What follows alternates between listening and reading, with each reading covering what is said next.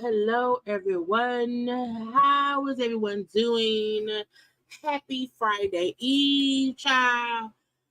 Another day, another conversation. Okay, we thought, child. We thought yesterday we were done with a conversation, but no. Okay, because today, Funky responded, child. Today, Funky responded. So we have to follow the story, okay? Because that's what we do. We follow the story. We report on what, is going on. And so that is what will also happen today, okay? And then because we didn't fully get into what Claudia was saying yesterday on Armon's live, I got that as well. Okay, so y'all know that will be last. That will be, but I guess it's a good thing, child, because we didn't have much else to talk about around here. Okay, but hello to the people. I hope y'all had a good, Friday Eve. It's almost Friday, and so we're gonna have a good time no matter what happened around here, okay? Now, y'all know it's other content, the stuff we had yesterday, there's other videos up. Go watch those as well, okay? Because I've been working, okay, and getting myself back in the algorithm of the YouTube and stuff. Y'all are your mama, okay? Y'all know what it is, okay? Your mama, if you don't like it, it's your mama and your daddy. Okay, and I still have not done, my dang on Wolverine. What's the thing called? What's it called? My Deadpool review, because too much other stuff been going on. But I still have to have that conversation because of the goodness of the movie. Okay, but we here today, to discuss these couple things around here. And one little fun thing we're going to do as well, okay? But, y'all make sure that y'all have already subscribed to my channel. Like the video, comments in the comment section. You can share the video as well. You can follow me on social media at JayLeesCorner on IG, Twitter, and to the top. Okay. Let me get on camera, y'all, where I'm at. Hey, how y'all? Child, ignore that right there. That's my little kimono I had on when I went to work today. and I just forgot to put it up in the closet, so it's on my couch. Okay, so that's just a kimono, it's my Fenty Beauty kimono. But hey, how y'all doing? You see, I'm fighting to get my top on my ice, as we always do, because there be too much water and too much ice in here at the same dang on time, child, and it's frozen a little bit. Okay, but let me get some hellos into the people. Happy Thursday. Happy Thursday. Y'all know the Braxtons, Tony and Tawanda and Trina and Tamar and Mama Evelyn, because their brother gonna be involved, and Daddy Braxton somewhere else with his new wife, that he's had for forever. But the Braxton chat, when I be fighting with this ice, it be so funny. It be so stupid. Anyway, I'm gonna child one. Let me just, because it's so dumb. It's just so cold. But the Braxtons are coming back tomorrow. The Braxtons will be on We TV. It comes on Fridays at 9:30. Yes, I will be reviewing it. And the reviews will probably be up Saturday or Sunday. Okay, Saturday or Sunday. Okay, because Friday we also have Love at the Lockup 7. I now have 2 shows to review on Fridays, so we shall see how that goes. But hi to my moderators, to my members, to the new birds, the old birds, and all the birds in between. Thank you, Missy, for the Cash App. I appreciate it. I appreciate all of y'all and what y'all do for me on a regular basis. I love y'all, okay? We appreciate y'all for being around here, because you can be anywhere you want to be, okay? But you're around here with me, and I love you for it. Okay, I got stuff on my desk, y'all. But again, hi, hello. Okay, I was in another room. A little nap, little quick, little 2-3 minute nap, little snooze, okay, to kind of rest my mind, because I got off work and got home, and then had to go around, and Funky was live discussing the thing. I had to go record what Cardi and Armon said yesterday. I then forgot to go watch the Caresha plea situation, but we will get into that as well, okay? But either way it go, child, we gonna be around here having a time will be had, okay? Yes, I saw the Love and Marriage Detroit trailer. I posted it on my page, and y'all know I did not really like season 1 of Love and Marriage Detroit. I am Detroit, born and raised, hometown, person. I'm still living in around the city, okay? I did not like season 1. I reviewed 1 or 2 episodes and I gave up. I was still watching it, but it was nothing to me. The season 2 preview came out. I'm gonna watch the first episode of season 2, and I made review. But I saw it. The season 2 preview looked better than season 1. It feels a little bit more real. So we're gonna see. Trina did a live recap for the show tonight on her channel. Oh, did she? Look at Trina. Okay, look at Trina. When I was watching Monkey, child, I got it. I got it. I got it. I had to get. Let me see. Now we're gonna get into that last, y'all, because I swear I was like, it ain't much to talk about. Funky. I got 14 minutes of Funky, and we got 23 minutes of Claudia and Armon.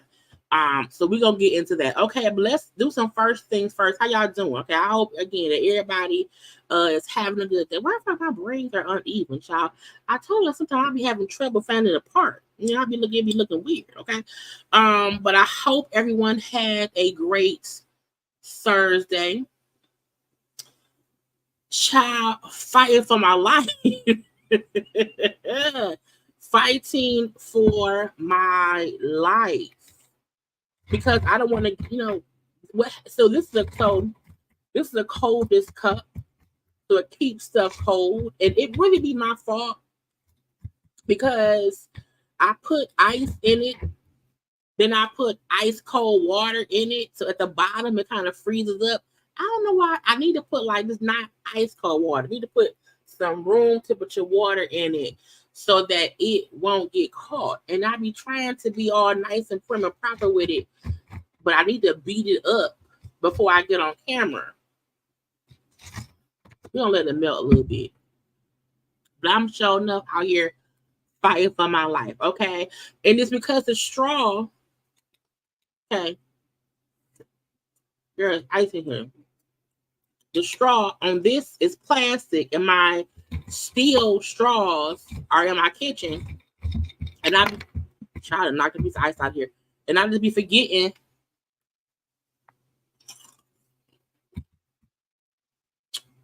So I gotta just leave it alone. Okay. Anyway, so because it wasn't much at first, y'all know we used to play games and stuff around here. And that was on social media. I was scrolling on Instagram, and then I saw something. I was like, ooh, it reminded me when we used to play Marry Fuck Kill.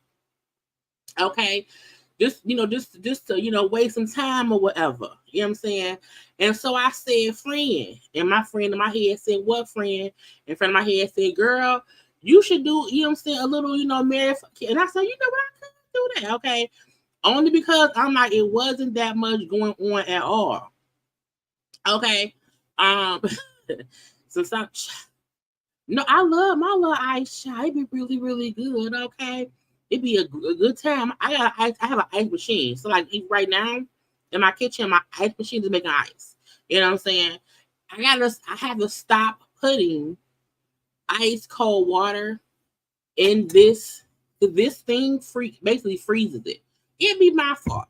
I'd be being dumb. I'd be being dumb. Okay. This.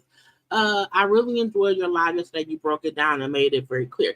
That's why I tell people all the time around here that when I try to do my commentary on stuff, I try to make it be a clear picture, because when you only hear one part of something and people be talking, they be sounding stupid. I don't want to sound stupid.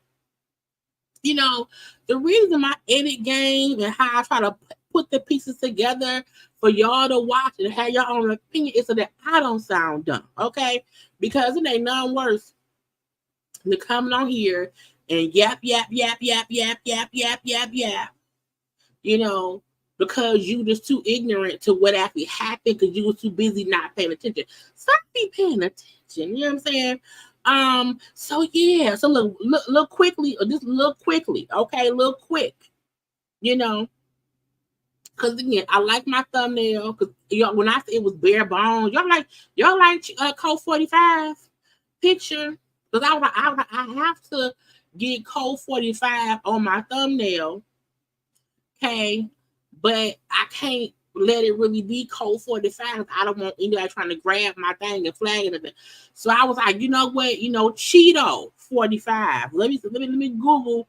And when you Google that man last name and Cheeto, I said, Lord, people are as petty as me. And I said that will be that whenever we are discussing Code 45. Okay, whenever there is a Code 45 conversation, that will be the photo. Okay? Because I said, Lord, that is him. You hear me? That is him. Okay? Thank you, Diamond Eyes 007, for the sticker. You know what I'm saying? I appreciate it. Yeah. If you Google that man last name and the word Cheeto, it's a couple options. It's a couple options, and that's just the one that I said, yup. Because I'm petty. Yeah, I'm petty. Petty.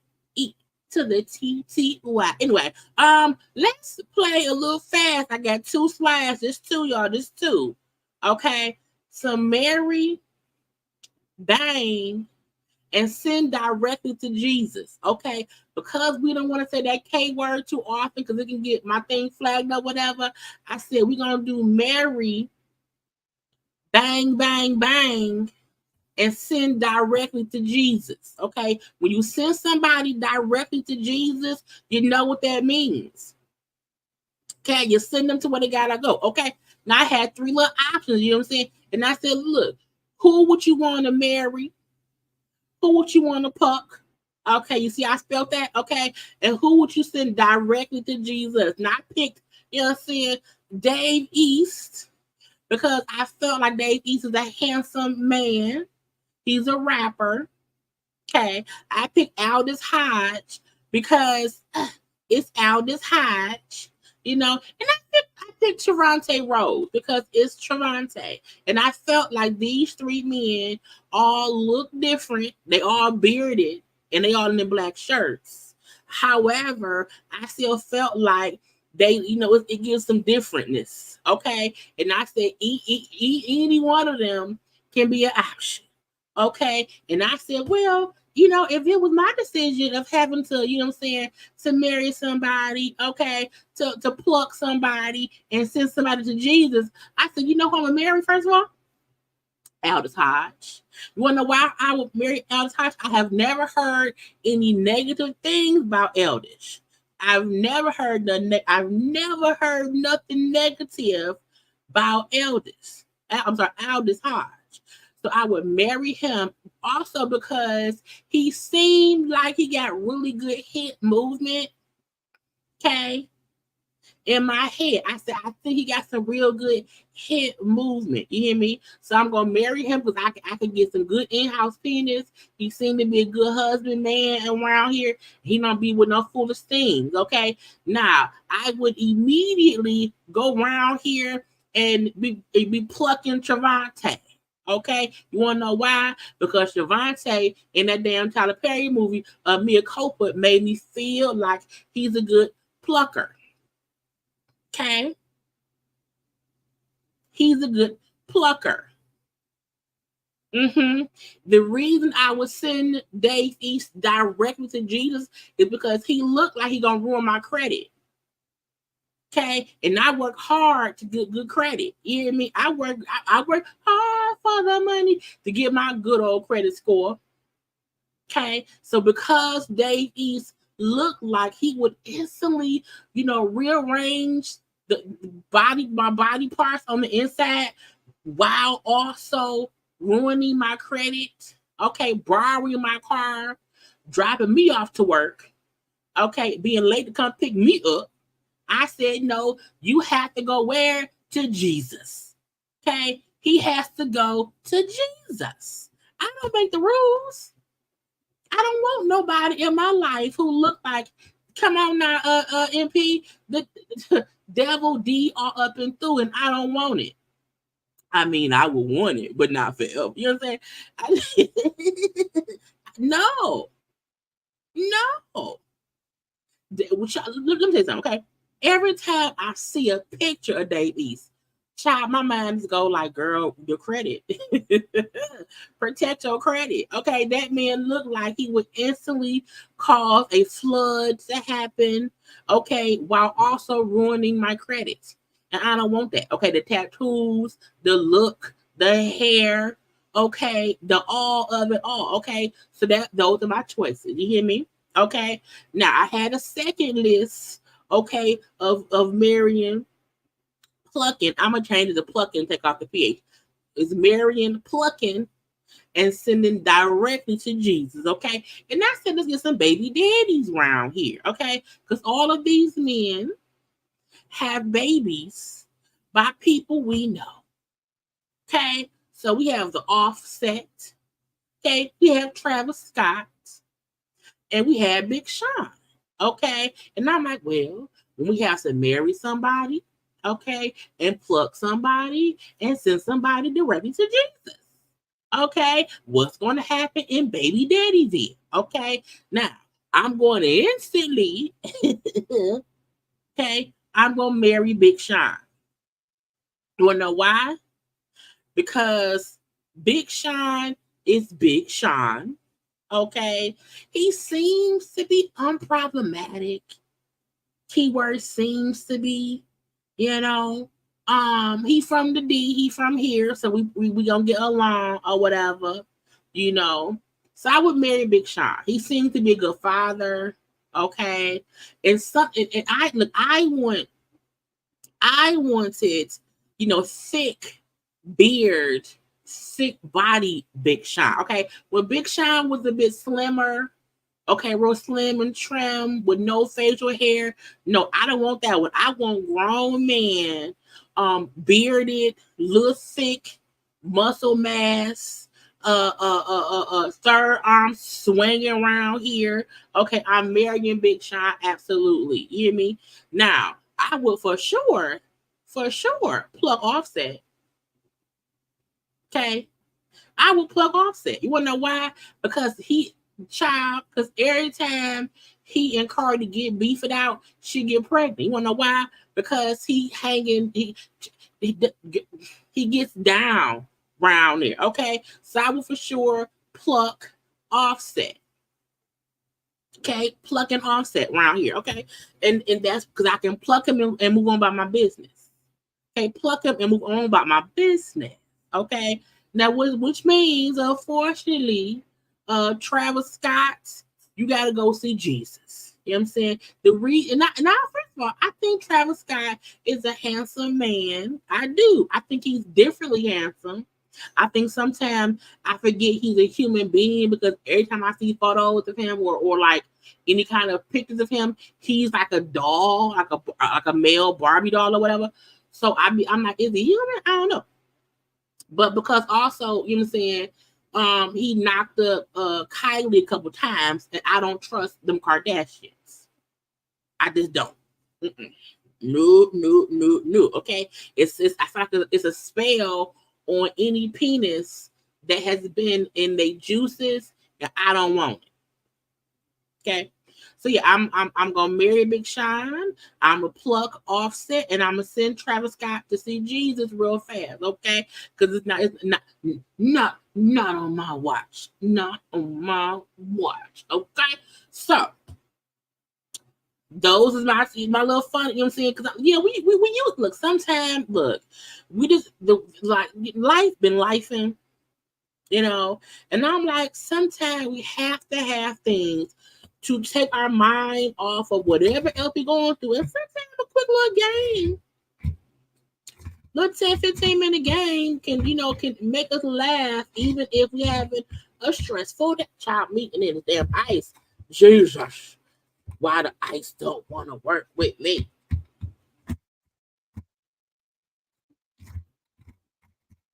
You have a long day, your ice won't ice right. I need to go in there and get my straw, but I don't. There we go. Anyway, also, I was fight. I had to fight my brother. I had to fight the ice. I also felt like the 2024 Black delegation need to make some decisions and get rid of some people that we had in our delegation. And I said, the 2024 Black delegation. Did I spell delegation right? I think I misspelled it. We are getting rid of Amber Rose. Okay, Amber, that white lady Rose, who we had accepted as a part of the Black delegation. Okay, and I'm mad that I thought I misspelled it, but I can't see right now because I don't think that's how you spell delegation. I don't. Yes, it is. I had to Google it. But we had accepted Amber, that white lady Rose, into the Black delegation, all because she was with Kanye, she was with Khalifa, she was with 21 Savage, okay, and because she was around here blanging, Black people, okay, we had accepted her around here. So we, as the 2024 Black Delegation of Trades. We are trading and basically sending her away. We no longer want her. Okay, now at this point in time, we'll take anybody. Okay, so I need y'all to put in the caption one person. Who are we taking, in exchange for Amber, that white lady Rose? Okay, because she is no longer part of the Black Delegation. Okay, so what Caucasian person are we accepting on her behalf? Because when we give away a Black person, we accept, a white person in who deserves to be around here.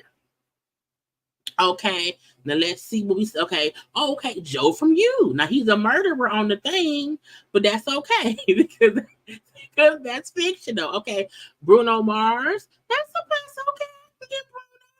Okay, John B. Yeah, absolutely. Yeah, I'm saying. Ryan Reynolds. Yes, Ryan Reynolds is 100% a part of the Black Delegation. Okay, Gary Owens, technically, I believe, is already a part of the Black Delegation because he keeps banging Black women. He has Black children. He goes to all the Black parties. So I think he's a part of us already. Robert Downey Jr. Okay. Well, not Adam Thicke. Hey, he did. Okay. Robin Thicke. Robin. Okay. Adele. I guess so. Come on now, Tim. Yes. Come on now, Tim. Tim can come on around here. Not Ryan. Ryan Reynolds and Blake Lively did get married on a farm plantation, but we forgave him. Okay, we forgave him. So in exchange for Amber Rose, I'm gonna make an executive decision. Okay, we, the Black Delegation, we are, because more people, we're gonna take Ryan Reynolds, we're gonna take Robin Thicke, and we gonna take Adele. Okay, so we got 3 Caucasian people in exchange for Amber, that white lady Rose. Okay, now also the Black Delegation, we're putting up Drake. Okay, Aubrey Drake, Not Like Us Graham, is also up for the Delegation of Trades. Okay, because he is not like us. Okay, Kendrick said, it's a minor. Okay, I said what I said, and I said it. Said Kendrick. So we are also giving away Drake. Drake is up for trade for 2024. Now Drake can possibly reapply for delegationship in 2025. Okay, 2025, maybe 2026. I'm not sure. But as of right now, he has to be given away and traded. So who are we taking now? Because Drake is half, Black and half Caucasian Jew. You know what I'm saying? Who we can only keep one person. We can't get 3 for Drake. We can't do 3 for Drake. So what's a person that we can take, on our side for him? Okay, because Drake is around here, he does not, he's not working for us anymore. So he can reapply later on, but not right now. Okay, not at all. Oh, we have a Celine Dion. Okay, Celine Dion, her heart will always go on. Okay, JC from NSYNC, we can do that. Jay-Z, Shazay. Okay, that's where we going with that. Okay, okay, not JoJo, not JoJo. We got is this Celine Dion? Is this Celine Dion? Okay, Chris Cuomo, Craig David, the old singer. Channing Tatum, Channing Tatum did a great on when he just played Gambit on the Wolverine and the Man or whatever. So let's see. We had a couple of. What we have a couple of. Let me see. We had JC, Adele, Celine Dion. Okay. We had 2 Channing Tatums. So okay, we will do 2. We will take Channing Tatum. Okay. We'll take Channing Tatum and we'll take Celine Dion. Okay. So we have gotten rid of Amber Rose, who cannot come back. Amber Rose is child. She is banned. Okay. There's no reapplication to the Black Delegation. She's done. Okay. Forever done. Okay. We send her to Jesus of the Black Delegation. Okay. But Drake can reapply in a year or 2. We will revisit Drake's status in 2025, and we will see if he's worthy to come back to the Black Delegation. Okay. Now, I did that because I didn't have much else. Okay. And so we had 30 whole minutes. Okay. So let me get to sharing my screen. And y'all know currently StreamYard has been updating their system child, and they have been this child is causing havoc. Okay. And sometimes stuff don't work right. You push a button, it don't work. Okay. So we're gonna have a good old time. And again, the last thing will be us having our watch along for Funky and Al, and as y'all see, okay, when I do an actual thing, a watch along, I'll always repost it the following day because some folks don't want to get through all of the stuff. So the watch along part of the conversation with Armon and Funky and Claudia will also be up in the morning time to watch Solo Dolo. Okay, let's get into my save stuff, and I hope y'all enjoyed. Mary, Pluck, Send the Jesus, and the Black Delegation trade of 2024. Okay, now tomorrow on my live, I'll have something else for us to kind of have a little bit fun with. Okay, because sometimes we all need some things just to make us feel better. You hear me? Now let me see. I saved a lot of stuff. Okay, y'all, let's get into the Olympics. The Olympics be Olympicing. Okay, so much. Okay, gold, silver, and bronze. The Team USA dominates the men track and field, and they kept saying that the men track and field team before was like not good at all. Was the track and field, or maybe it was gymnastics? I don't know, one of the two. But the USA this time doing real good. So Grant Holloway won gold, and he right here hurdling, jumping the hurdles. You know what I'm saying? Daniel Roberts won silver in hurdling. Okay, come on now, black man. Y'all know we love a black man smile. Okay. Hey, Kenneth. Kenneth. Come on. Kenneth Bed and the Rick. Child, that man gonna get plucked. Child, so somebody remind me tomorrow to do a MFK for the Olympic men's round here. Okay. But congrats to Kenneth. Okay, my new husband. Winning silver. I wish he won the gold, but he won this. Okay, honey. He won silver round here. Okay, and Noah Lyles won bronze in the men's 200 race and stuff. Okay, so congrats to all the men, the black men, the handsome men around here. I was running. Okay, who was this person?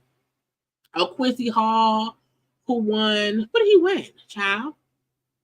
Oh, he won gold. Okay, is he child? Is he from New Orleans? Cause wait, he got gold grills in. Child.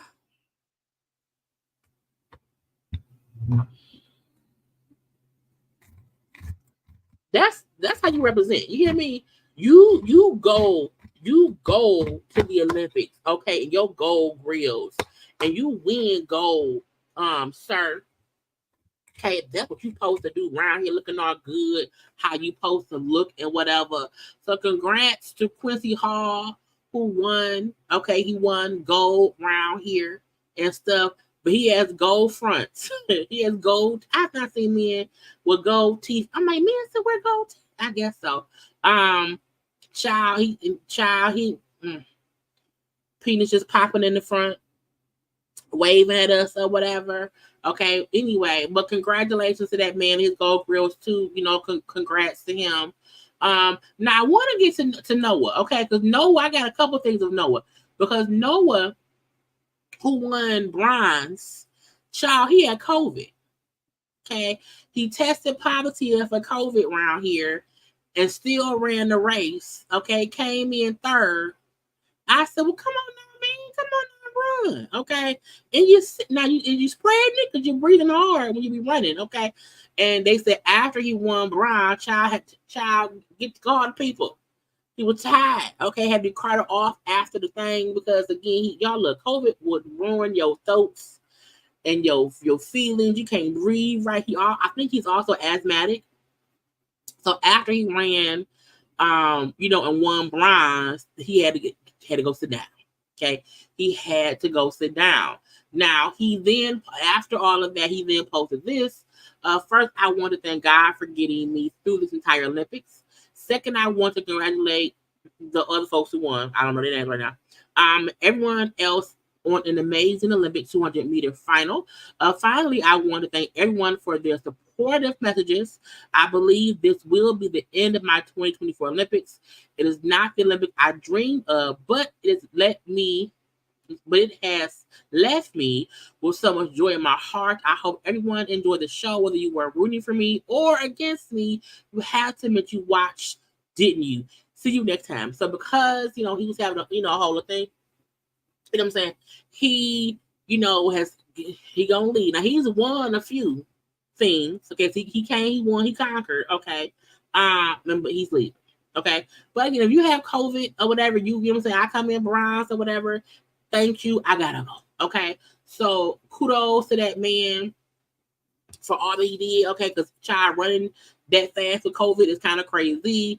But you see this right here. He won bronze. Okay, he won bronze. We then had child, my husband, child, look, he gonna run my credit. Okay, he will ruin credit, and he don't look like he run. Yes, he do. Yes, he do. He looked like he run credit. Okay, but that man, child, is stopping me. It's a chocolate skin, child. It's the anyway. Let me stop blushing at that man. Now this is the one who he won gold. That was a horrible picture of him. Let me get a better picture of that man. Boom. This is Letsil Tabogo. He won gold. Okay. So, and he's from Botswana. Okay. Ran a 19.46. Say it was a whole upset winner over my husband, the Kenny dude, and also Niall. But he won. It said this is Botswana's first Olympic gold medal. So he made history. Okay, y'all, look, I told y'all, I don't care what country they from, child. We all around here. Okay, rooting for everybody black. Whether you American black, you are Brazil black, Botswana black, whatever it is you is or whatever, if you black, you hear me? But congrats to this man for being Botswana's first Olympic gold medal winner. Okay. Then we had some of the women's running as well. Who was this lady? Sydney McLaughlin Lavrone won hurdles. She won gold. Jumping, okay. She's also one of us, okay. She's also a world record holder, okay, because she broke the record today. Okay, so we down here doing it. Okay, we also have Tara Davis Woodhall won gold in the long jump, meaning she jumped long across the thing. Long jump and stuff. So congrats to her as well. Child, look at her thighs. Child, thigh muscle. Okay. Who is this? Who is this? I don't know. What's her name, child? Oh, Anna Cockrell. I am such a pervert. Anna Cockrell won silver for hurdles. Oh, that's her. She looked like Megan Thee Stallion in the face a little bit. Okay. Bronze went to Jasmine Moore for women's long jump. Okay, from the U, the S, and the A. So again, child. Oh, it says Team USA is the first country to reach 100 medals at the Paris Olympics. We round here making history. Okay. And they say Sydney McLaughlin-Levrone is the first woman in history to repeat Olympic gold in the women's 100. Child, we are amazing people. I'm tired, y'all. This man, who was this man, child? Grant Holloway won gold. Oh, Daniel Roberts won silver in the hurdles. I think we already did them or whatever. Okay. Child, run so fast, look fake. Okay. Child running really, really fast. I think I showed her already. I did because she won. She's a woman. She's won all those things. Then the basketball team, child, you had Bronny over there, KD over there, Stephen Curry over there. The U.S. came back, okay, and has now advanced to the gold game medals or whatever. I think they got more games to play, but how they won something. Okay, they advanced to the final. Okay, and that's what we want. Okay, we want to be in the finals. We want to have all the stuff. Okay. Now, the reason every live I do, I take the time to acknowledge what I can find, because if we don't, who will? Okay, if we don't celebrate us, who will? Okay, we have to be around here celebrating our own kind, because if we don't do it, who will? Not Code 45, not today, not ever. Okay, so those was the Olympic updates for 2024. Condolences to Lonnie Love. Her mom passed away yesterday. So we have to send loving wishes and condolences and prayers and strength to Lonnie and her family on the loss of her mom. And I know some folks don't like Lonnie. I love Lonnie. I think Lonnie. I really like Lonnie. So again, condolences to Lonnie on the loss of her mom and stuff. Okay, you want to get that out because we got trying to get things done.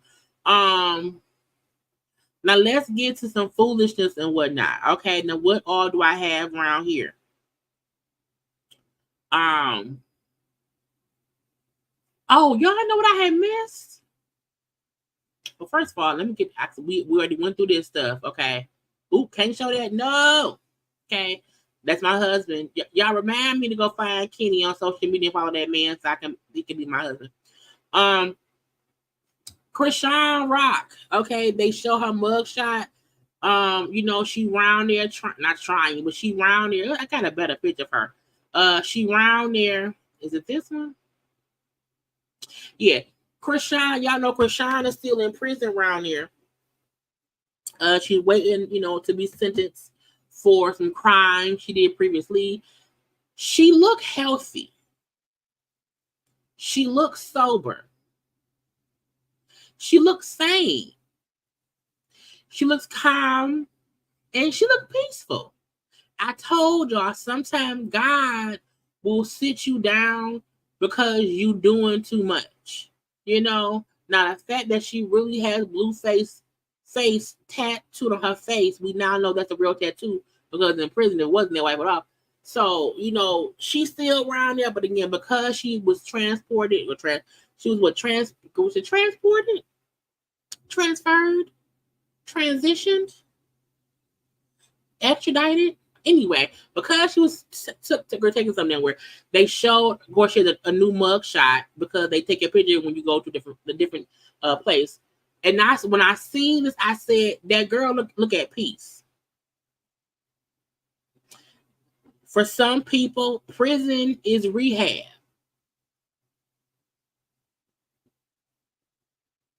For some people, prison is rehab. And I'm hoping that she is in there getting clean, and I know she wants to come home. I get that, but I'm happy she's somewhere Well, she just has to sit the fuck down. Okay. And I'm hoping she's realizing I don't want to come back here no more. I gotta sit here for however long. I don't want to come back here. Okay. So I'm like, child, at least she around there and it is what it is, okay? But she's still waiting to be, sentenced or whatever. And because child, hopefully, Jesus fixing it for her and she get what she gotta get. Okay. MC Light was on the Breakfast Club today. I can't show it. Hold on, y'all. I want to get to a part where it shows Light face. MC Light was on the Breakfast Club today, being interviewed, and they were discussing a couple different things or whatever. And she spoke a little bit on her, there have been rumors for years about MC Light being gay and blah blah bloop and having a fake husband and whatever. And in her own way, she spoke on it. She basically said, back in the day, yes, I dibbled and dabbled. Okay, back in the day, like most other people, whatever, you tried stuff to see if you like it, if not. She did not come out and say, like, yes, I'm a lesbian. But what she did say is, people like to put stuff on you and make it seem as if that's what it is, and that's not what it is. But she did say, back in the day, I'll touch a little cooch touch me, okay? I mean, look, I've never ate a cooch. I never wanted to eat a cooch. That's not in my wheelhouse. I have touched a cooch before, but that's not for me. That's not my wheelhouse. I told y'all before in the past, if I was to ever be a lesbian, I have been told I would be a pillow princess because I'm not doing nothing. Okay, that ain't my ministry. Not at all. I had to kiss a female friend, because the guy was flirting with us, and to make them leave us be, we said, we gay, and we kissed. But I was still like that don't, that don't really do it for me. I love penis or whatever. But again, her point was, I don't think she's gay. I think she's probably bi-curious, meaning she might curiously look at a cooch, but she liked penis. Okay, but in the past, in her younger years, she was messing around with girls. Okay, but that's really it. Okay, so I like the fact that she kind of spoke on it, left it for what it was, and said, it don't bother me because it came from stuff that happened in my early years. Okay. Do anybody still watch 90 Day Fiance?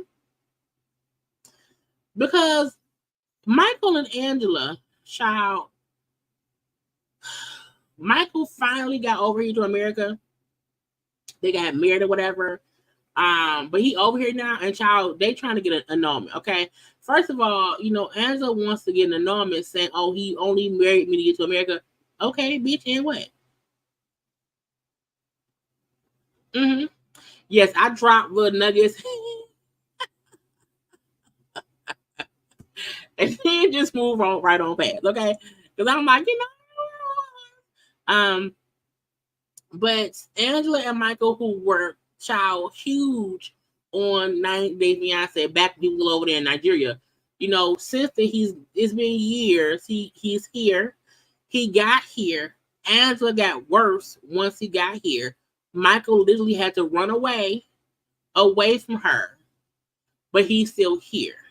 And now she wants to get an annul, saying he only got married with me, to be over here. I'm looking like, why else would he? So, and we knew that from before. You still chose to date that man and pay that man way. Michael said, I got here, and that lady tried to make me her slave. Okay, she wanted me around there and to be like a slave, and I said, hell no. Hell no. So if you used to watch if you used to watch 90 Day Fiance, they were together, but they are not now. But he is in America, okay. And I feel like Michael earned the right to be here. Okay, he was banging her child. I could not. Child, foolishness happening here in Michigan. Man charged after locking woman in a closet for 5 months. I said 5 months. Stole her food stamps and Social Security over a drug. I said, first of all, he looked like he did that shit. He looked like he did it. Okay, 34-year-old man charged with alleged bad things, imprisonment and stuff over a drug debt. It says from November 2023 to April 2024, Darren John Dawson held a woman against her will and kept her in a closet in his house. I was like, did nobody hear? Y'all know apartments have thin walls. Okay. Was she not screaming? Help me. Help me. Okay. It said during this time, Dawson allegedly, tortured the 58-year-old victim and stole her Social Security money and her food stamps. Okay. Dawson is charged with torture, a life felony, unlawful imprisonment, a 15-year felony, and larceny by conversion of 1,000 or more, but less than 20,000, a 5-year felony. Okay, he was arraigned in courts. Bond is $1 million cash security, no 10%. The victim endured unimaginable suffering in what can only be described as a living nightmare. First of all,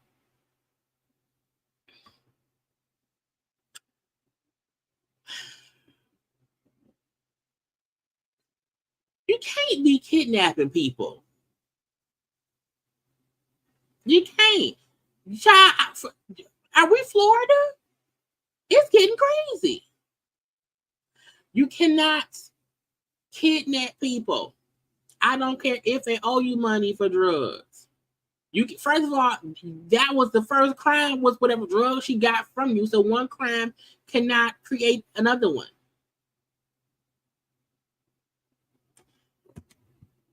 I don't know why he was so dumb to do that. Okay, and again, he's 30. Oh, let's see, he's 34. She's 55. So she's 20 years. She's old enough to be your mama.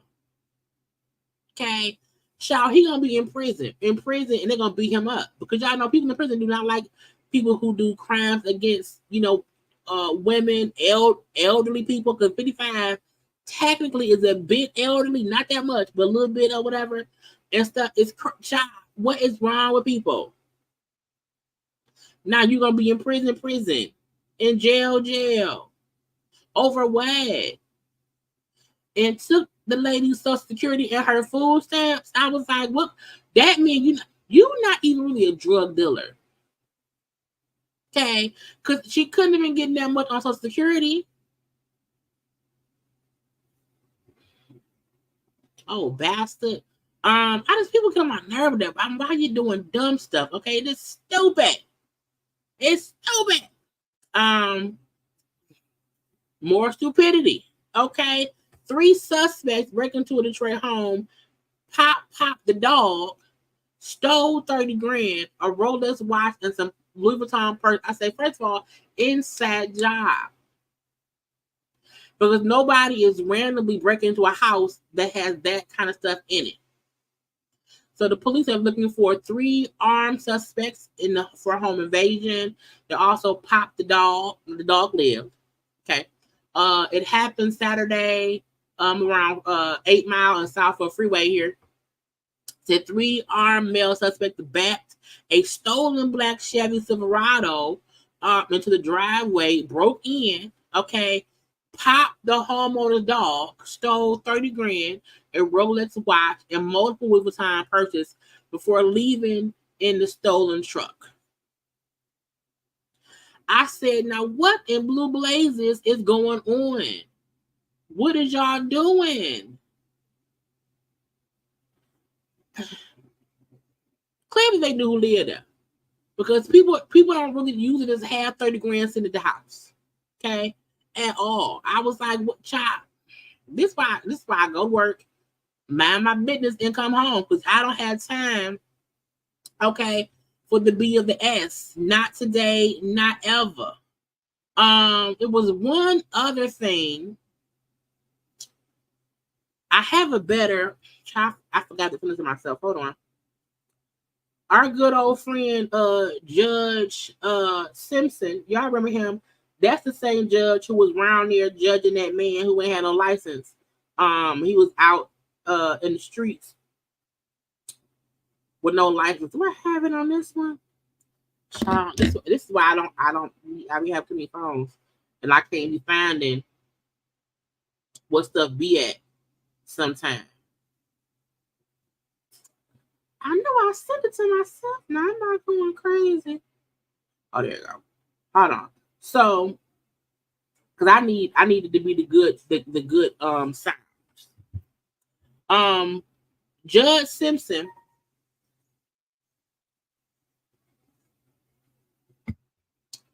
was in court. Okay, he in court, but I want to pull up my own video because the sound is better and I can hear. What incarnation? Child, it's taking forever to send, child. Like 30 more seconds. But child, a man was in court. And y'all know these judges don't be liking the disrespects. Okay, some of them, they don't play no games around here. Okay. And Judge Simpson said, sir, what is you doing? Sir, don't be cussing at me. And this man said, I'm a cuss if I want to cuss. And Judge said, I got you, bitch. Now, y'all know virtual court is a real thing now. Now, I don't know why people are still doing virtual court. I think it's because it's just easier a little bit. Okay. Boom, here we go. Y'all don't like have my own stuff because it's the volume just be better that I can't hear sometimes. Where's Judge so-and-so? Boom. Gays people versus Daryl Jarrell. Also, Caucasian people, stop being mean to black judges. Miss Perny is so happy to see you. I am very happy to see you. Good afternoon, Assistant Public Defender Lauren Perny on behalf of Mr. Drew. Now, as you see, Judge Simpson is a very happy judge. Okay, he seems to be a nice man. He not being mean to nobody. And here come Mr. White Man, the Caucasian white man, being mean and rude. Jarrell, please state your name. Daryl. Okay. And where are we on his case? Your Honor, we have not had contact prior to today. I think the number we have for you is I don't have a phone. So whoever gave you a number, it was invalid. Okay, so I'll need to figure out a way to get in touch with him so we can go over the case together. So are there two separate? Got it. Now, I will be this me in the corner. If I'm on a judge Zoom, this me in the corner when things are going on.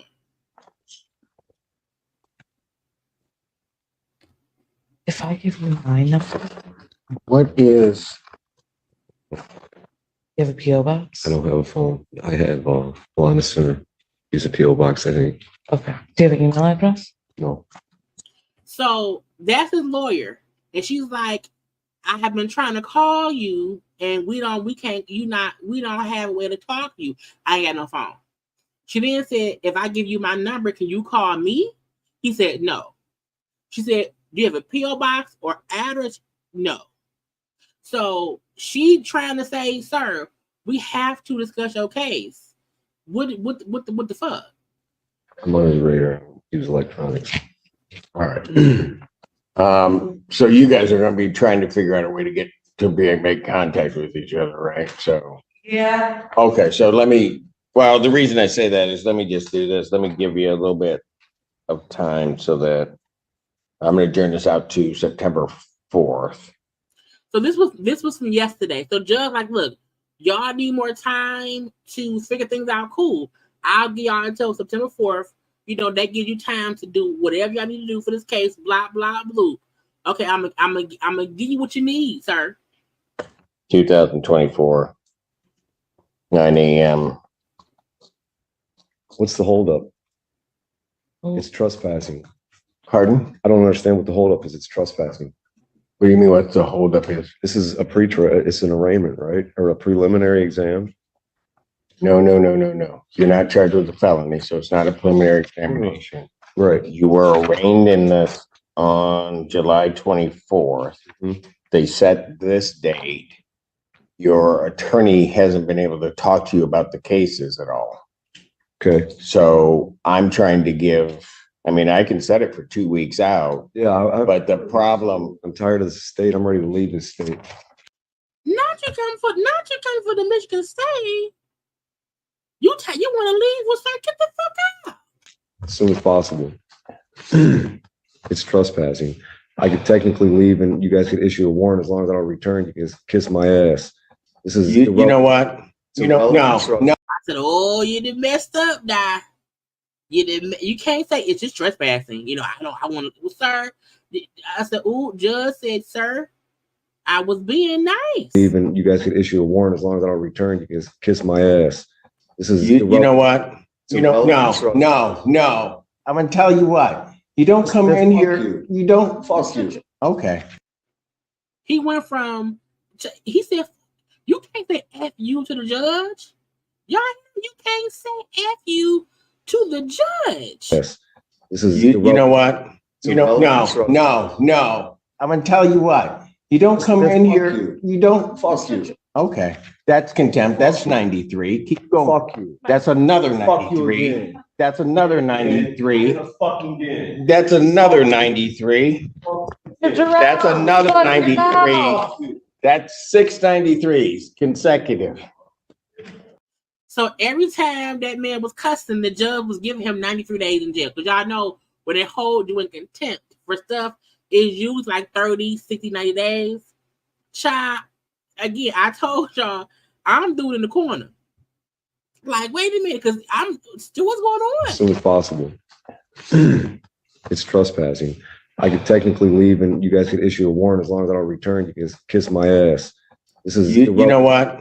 You know, no. I'm gonna tell you what. You don't come in here. You don't fuck you. Okay. That's contempt. That's 93. Keep going. Fuck you. That's another Fuck you 93. again. That's another 93. Fucking again. That's another 93. That's another 93. That's 6 93s consecutive. So they lead him out the court because the judge sentenced him to 6 consecutive 93 days in jail because he kept saying F you, F you, F you. I'm like, sir, I don't want to, first of all, after the first one, I'm shutting up. Okay. And the people who are in the little boxes, so when you have virtual court, you just sitting there waiting for you to be called in court. So they're on because they're waiting to be called up for their court thing. That's why he looks so shocked because he's next.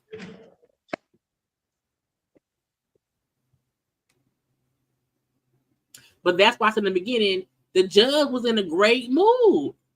Okay.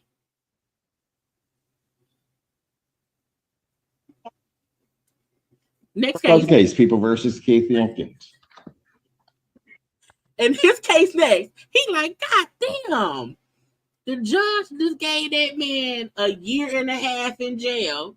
Okay, and I gotta be next? Oh, hell no. Mr. Jenkins does not want to unmute. I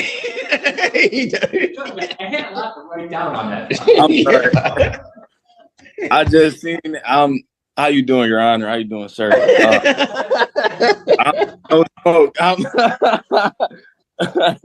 And as you see, Judge Simpson is not like you know what I'm saying? He nice or whatever. He like, Judge, how you doing? You having a great day, Judge? How's it going? Oh, man. I'm doing great. Assistant Public Defender Natalie Pate with and on behalf of Mr. Jenkins. Mr. Jenkins, can you please state your full name for the record? Yeah. I believe his whole name. You're all right, Mr. Jenkins. None of that bothered me. That guy, I don't know what his problem was. Don't worry about it. Jenkins really did not want to hit he's like, he wanted to black his screen and pretend like he wasn't here. I don't want to be next. I do not want to be next. I skipped over his court thing. Thank you. Thank you, Your Honor. Thank you, Mr. Jenkins. You can log off now and we'll be in touch, okay? Okay. Thank you. All right. Take care. Which files? They came back to get the record. His files? Mm-hmm. Do I need to recall them? Mm-hmm. Why? I'm just curious if I can take them. Yes, you can take them. It's $6.93. In each file? Yep. 693s. 693s, meaning there's 6 contempt of court, 93 days each contempt of court, which is again 500, like 500. How many days was it? I thought somebody put it up here earlier. Like 500 some days. It's a year and a half in jail because he was walking around there cussing the. I was like, why would you do that? That's just so dumb. And the judge said, because you have not been able to talk to your lawyer, I'm giving you time to talk to your lawyer. How you pissed at me? Gonna say, ask me. Now your dumb ass is around here, child. Contempt. Hey, contempt. Stupid. Okay. Again, I don't know why dumb shit happened in Detroit, but child, the show enough is. Okay. What I got next? It was a quick look. Well, I don't care about Scarlet, right? Well, let's do this.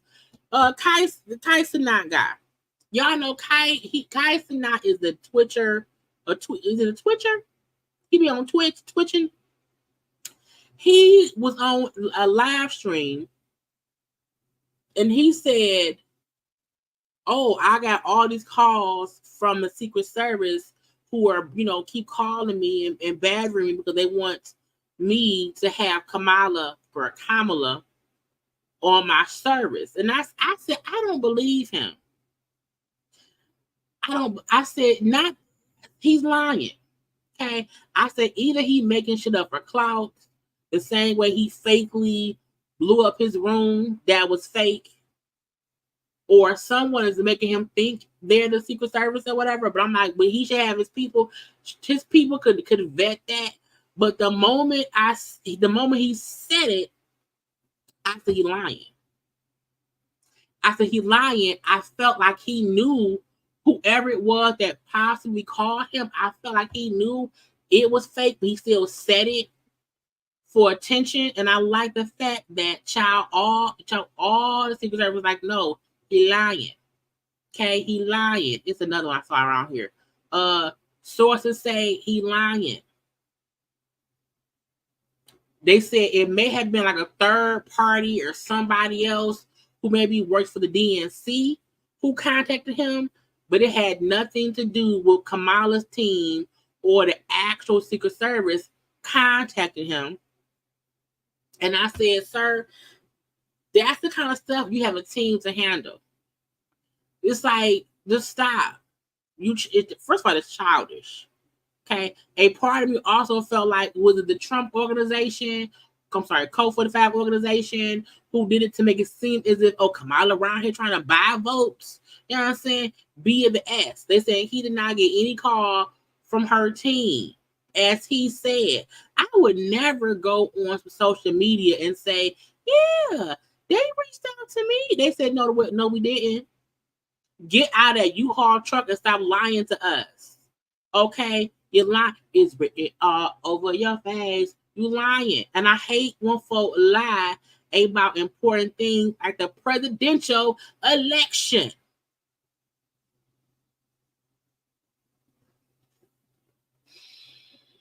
Kamala and Code 45 will debate. Okay, they will have a debate. There will be one on, I think, one on Fox News.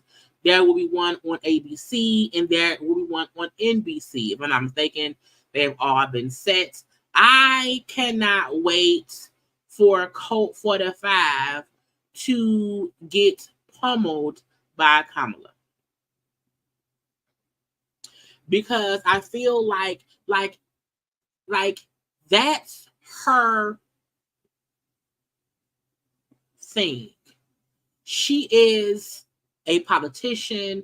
She is qualified for this. You know what I'm saying? Code 45 is not. So I cannot wait to see this because I feel like you can run and hide on me so long, man. And it's like, not today, not ever. So I will be tuned into the debate and we're going to have a conversation just to crack jokes on that orange man. Okay. And that's it. Child, they said that Michael Jordan's son was around here getting that powder up his nose. And I said, so? There's a photo of Michael Jordan's son, Marcus Jordan, who used to date Scottie Pippen ex-wife Larsa. And he's allegedly, child getting some snow, or whatever. Now, that ain't my cup of tea. That ain't my party situation. That ain't what I do. You know what I'm saying? But some people do that. That's on them, it ain't on me. That's on them, it ain't on me. But I'm not surprised when anyone says somebody was around here getting some snow. Okay, I'm not surprised. So I don't know why that was big news. Unless he was around here pregnant with a baby and then we had some cocaine. That's shocking. But I was like, boy, bye. Folk around here trying to, drag or talk stuff about Victoria Monet because she attended a Chris Brown concert. I need people in 2024 to understand Chris Brown has fans. You know what I'm saying? Chris Brown has fans. It is what it is. I need people to stop making it seem like if you like his music, I don't think I've ever listened to a Chris Brown album. I've only, heard his songs on the radio and, on social media or whatever. So I'm not a Chris Brown sympathizer at all. I'm not a hater of Chris Brown. I'm also not a Chris Brown fan, I guess. I don't boycott his stuff. I'm also not going to go to his concert. But I need people to understand you can still be mad at Chris Brown. That's fine. But I don't think being mad at people who go to his concerts to watch him perform, I think it's dumb to give them backlash because Chris Brown has still been a successful artist this whole time. So trying to drag Victoria Monet to me is stupid. Because she posted on social, she posted herself at the concert. I just saw yesterday, Monica was at the concert. Snoop Dogg and his wife was at the concert. And a lot of people are Chris Brown fans because of his music. Child, I don't care. Leave that lady alone. Okay? Congrats to Megan Thee Stallion. Her song Hiss has sold over 1 million copies in the US. So congrats to the Hotties coach, Megan. Okay? Hiss was a great song. Okay, so again, it sold over 1 million copies in the US. Congrats to her. Okay. We discussed Lauryn Hill yesterday, how the tour was canceled because of low ticket sales. I can't remember if I said that out loud, but I wanted to say that today. It was because of low ticket sales. That's what it is. What else I gotta do, y'all? Because y'all know last is gonna be the fucking an Armon thing. I want to get that done pretty quickly. Let's see. What's the Kanye thing? Child, somebody pulled up an old interview that Kanye did, and he was around here speaking on Jay-Z and Beyonce. So it's from an interview that he did back in 2022.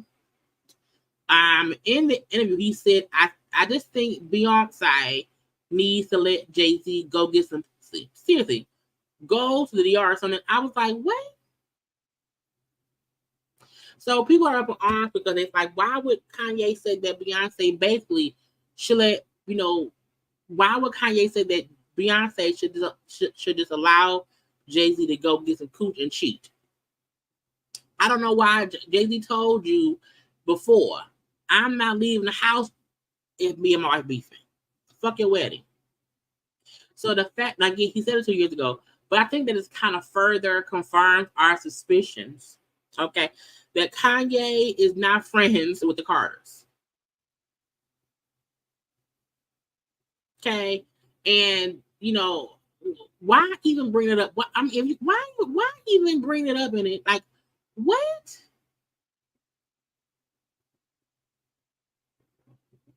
And why can't Jay-Z let Beyonce cheat? Why does she have to let him cheat? Why can't she be the one getting some extra penis? Kanye is stupid. I want to do. I be trying to forgetting because I don't want to. I don't want to miss stuff, child. We did Cenat, we did JB, Caresha. Now look, I have not watched the Caresha live just yet. I'm not gonna play the audio because I feel like I don't know if they'll flag me because it was on Revolt. I saw a couple clips, so I have put that. Caresha posted how Caresha please come back. She posted earlier today how she was having an interview. Santana interviewed her on Caresha Please, and she was answering some questions. So again, I have not watched her whole interview. I will watch it, and I will have more comments. I meant to watch it, y'all, but I had to get Funky and Armon stuff, and I forgot to watch the Caresha thing. But I did see a couple clips of her discussing situations or whatever. Look, to me, the parts I saw, which again I will elaborate on more tomorrow, Caresha did not say anything more than I thought she would say. Caresha did not give any juicy information from the parts I saw that the blog post, the blog post the juiciest stuff. When she discussed Diddy, she said, I was with Diddy, you know what I'm saying? It was a good time. And the same time I was celebrating Diddy, everybody else was too. When I was rooting for Diddy, because everyone else was rooting for him too. When it was him getting awards and this and that and that. I was supporting him at a time when everyone else was doing that as well. So why am I the one getting a backlash for what I was doing at the same time as y'all? When they asked her, when Santana asked her about the whole, video, the allegations, the lawsuits, she said exactly what I thought she would. I wasn't around then. I can't speak on what happened if I wasn't there. That ain't what I went through. So I can't speak on that. That wasn't my situation. On Twitter, when I saw her post the trailer, the teaser trailer for the interview, what did I say? I don't want to put up my computer acting crazy because StreamYard is just stupid. I gotta find my own page, y'all. Where is my page? I said, I hope she's open, transparent, and honest. She stayed quiet for a while. Let's hope this isn't clickbait to garner views. Let's hope this chat isn't missing the conversation about the Diddy in the room because it ain't no elephant. And I feel like the parts I saw of her directly speaking on it was her saying, I don't know, I wasn't there. I don't know. And I'm going to call, look, it's emotional for her, I get it. She said, she had to let Diddy go and handle his own shit on his own. So she not, with him no more. How she had good or bad days or whatever. I get all that. I get all of that. And I fully get her saying, I don't know what happened when I wasn't there. I fully understand that. That would have been a fine response if the Cassie video never leaked. Because at the end of the day, you saw what he did, though. You know what I'm saying? Because she brought up how in her past, before she was a mom, that she had been in 2 abusive relationships and how she vowed to never put herself in that situation again. And I want to say that nobody puts themselves in a position to be abused. It just ends up happening, for one. But she was like, that was my blah, blah, blah. I still feel like as a person, when you see the video, you have an opinion. You have a thought. So part of me feel like she did exactly what I thought she would do. It was clickbait.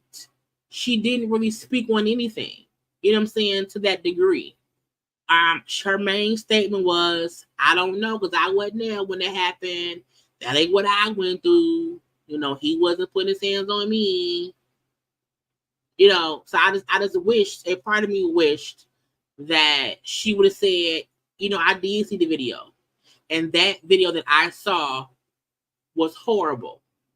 That wasn't my experience.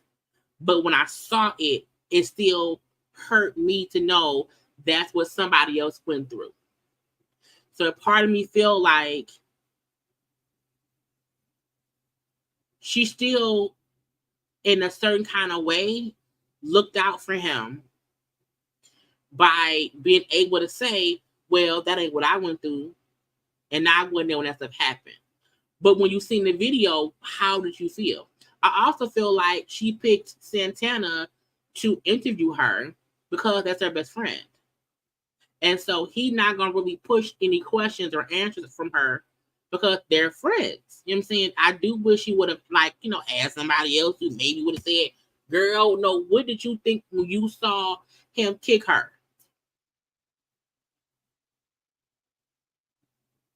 You know, so a part of me feel like, you know, she was still looking out for that man. But again, I will watch the video in full to be sure that I don't sound dumb.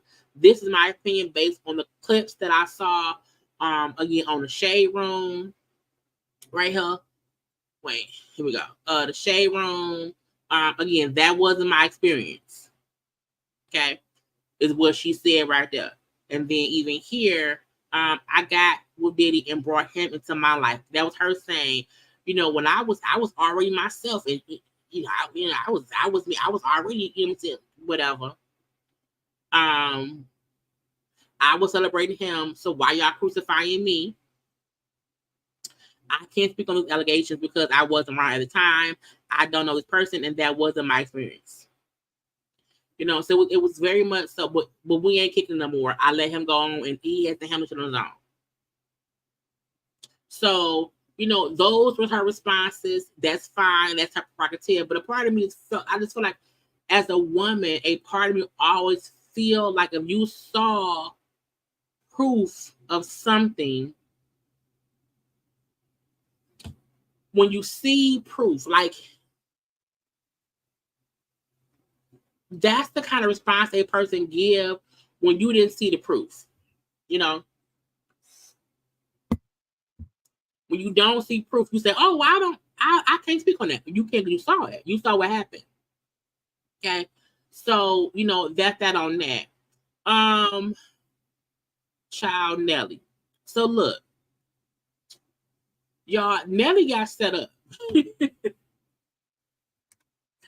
Somebody, to me, set Nelly up for the okie doke. Okay. Nelly's lawyer put out a statement.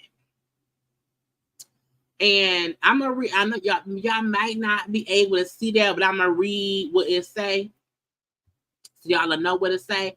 Because I kept saying before, I was like, something don't sound right. Something don't sound right to me. Something was just missing.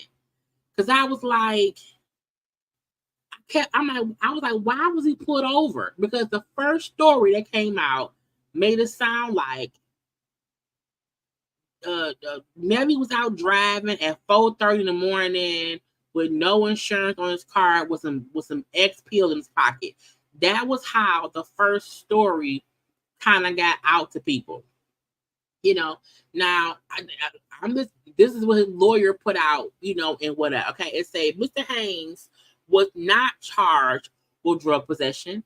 He was arrested for no proof of insurance from 2018 on a warrant that was issued in December 2023 that he received no notice of. So again, I'm like, wait a minute. So it wasn't that he was currently driving a car that did not have insurance, because they made it seem like he was currently driving a car that did not have insurance. Not like it was a warrant from a traffic stop from 6 years ago. Okay, that was part one. And again, the no proof of insurance in 2018, but they did not give a warrant for him based on their traffic violation until 2023. Okay. The lawyer said Miss Nelly was targeted by an overzealous, out-of-line officer after winning several jackpots at a venue where Mr. Haynes frequently visits and entertains at his amphitheater. Instead of just supervising the transfer of Mr. Haynes' winnings, this officer felt compelled to needlessly run a check for warrants. I was like, not a check for warrants.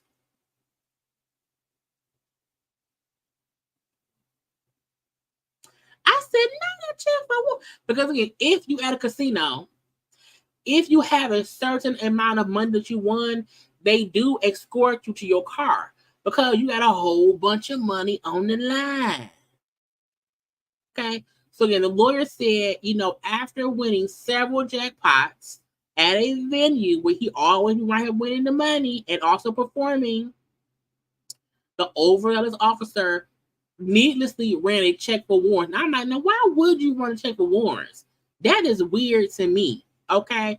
So the officer informed Nelly a background check was mandated when a player won over a certain amount. Nelly knew this to be untrue as he had won several jackpots for similar or greater amounts, including one just a week prior without incident or a background check. So that means somebody, child, was the Irv Gotti?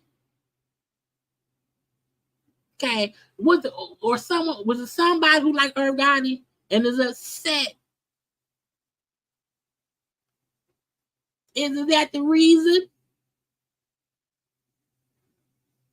It said once Nelly was informed of the warrant for a no proof of insurance infraction, this officer felt compelled to handcuff Nelly behind his back and parade him through the entire casino in front of other patrons.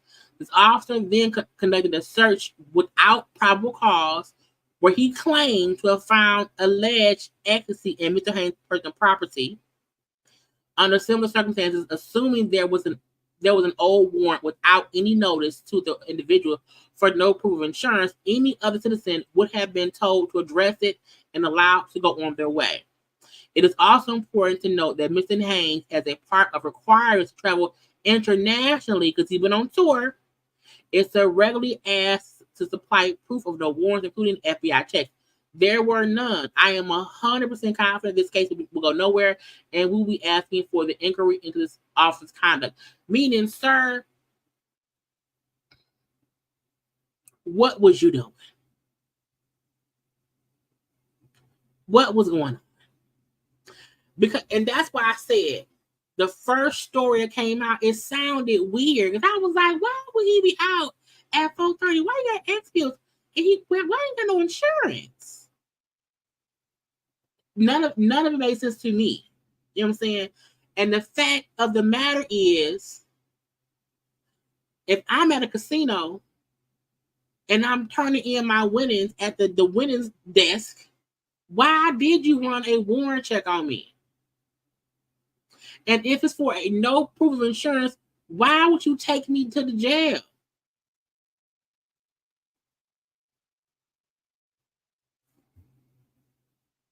Illinois got sued for stopping seizures after following folks from the casinos who win. Really? So now look, also I feel like, how did the cop know the pill was X pills? I've never seen an X pill. Maybe nobody looked like, I don't know. But even, but also to me, what this means as well is the story also made it seem like Nelly out here cheating on pregnant Ashanti.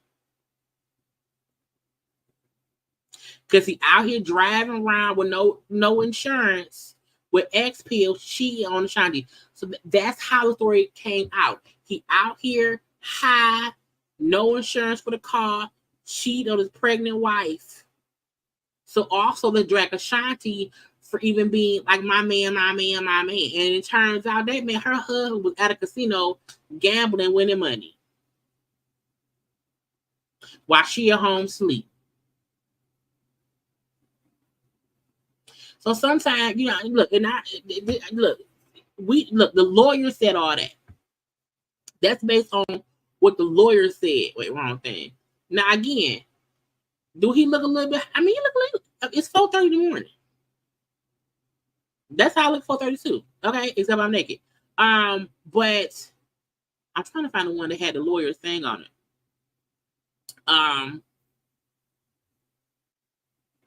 You know, right?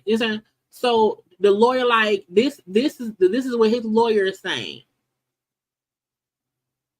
That's why the lawyer, like, he wasn't arrested for drugs, as the headline said. He wasn't driving around currently without no insurance, as the headline said. He was at a casino trying to get his money, and the casino police people ran a check, found an old warrant, and then had him arrested. And the headline, Nelly, 4:30 in the morning, no insurance, ecstasy. Okay. Right, he probably was drunk because, you know, right, could they be drinking in the casinos? You know what I'm saying? Some of the drink child, but child love. Y'all gotta know sometimes folks they be lying. They be lying and stuff. Okay. Now I do think that's all of those topics I had. I think the last thing, I was gonna say congrats to Scarlett. She's a rapper. And she said, I'm so proud of myself, I completed school. Now, a lot of folks said you lying because what school was it?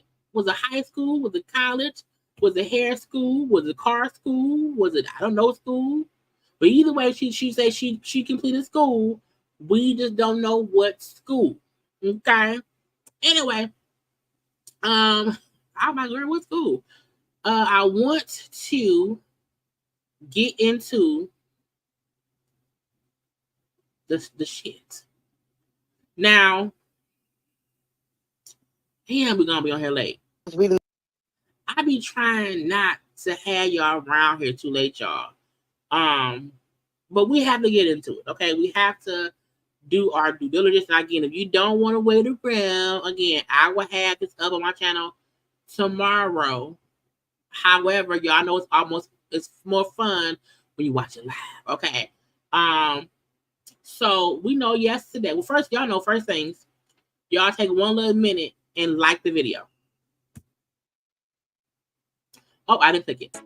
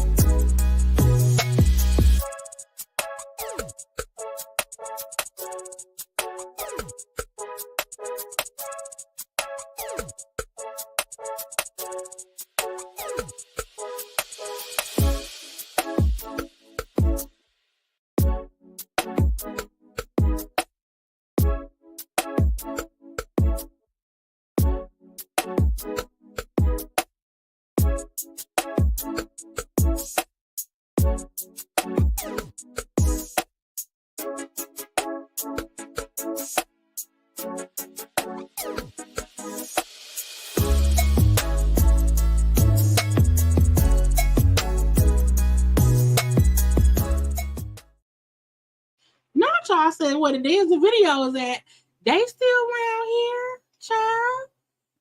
So I'll put them in tomorrow live. Tomorrow live, we'll have a little dance break. Okay, I'll be forgetting something. But y'all know that yesterday, Armon was live and saying stuff and whatever. Funky yesterday said he was not going to respond. Funky did respond today. But before we get into Funky's response, I wanted to get into what Claudia said because we did not fully hear that yesterday. Okay. And some of what Funky responded to today was included based on what Claudia said here. Okay. So y'all ready? Let's go. The comments. So are you okay? Yeah, I'm cool. I I know just got it's stressful. emotional because I mean, it was just like This was after Armon got a little bit teary-eyed, was crying over his emotions. he was cool in the beginning, but then he was saying like I got a battery put in my back and I didn't know what the fuck I was talking about. And I went over there and drank the Kool-Aid and we all fucked over $250,000, but he felt vindicated and he was being messy doing his show during the. And again, all the stuff. Let me also say, it was people comment yesterday. You didn't fully watch Armon's live, and you giving excuses for Al and blah blah, and you're being biased. Child, I can't be biased in my opinion of a public situation. For one, bias means I have something to gain from my opinion, and I don't just my opinion. And also, I said clearly Armon had a right to respond. However, Armon's responses to me are all based in him being upset that stuff has nothing to do with him. The stuff he says is stuff that Funky did in retaliation to Fox Soul, not to Armon. That's why I kept on saying Armon's responses were misplaced, because Funky said I went live for he did all that before you were even on the show. The time we did ours. So I'm just like, but I was immature. But then he never had anything immature to say about Al.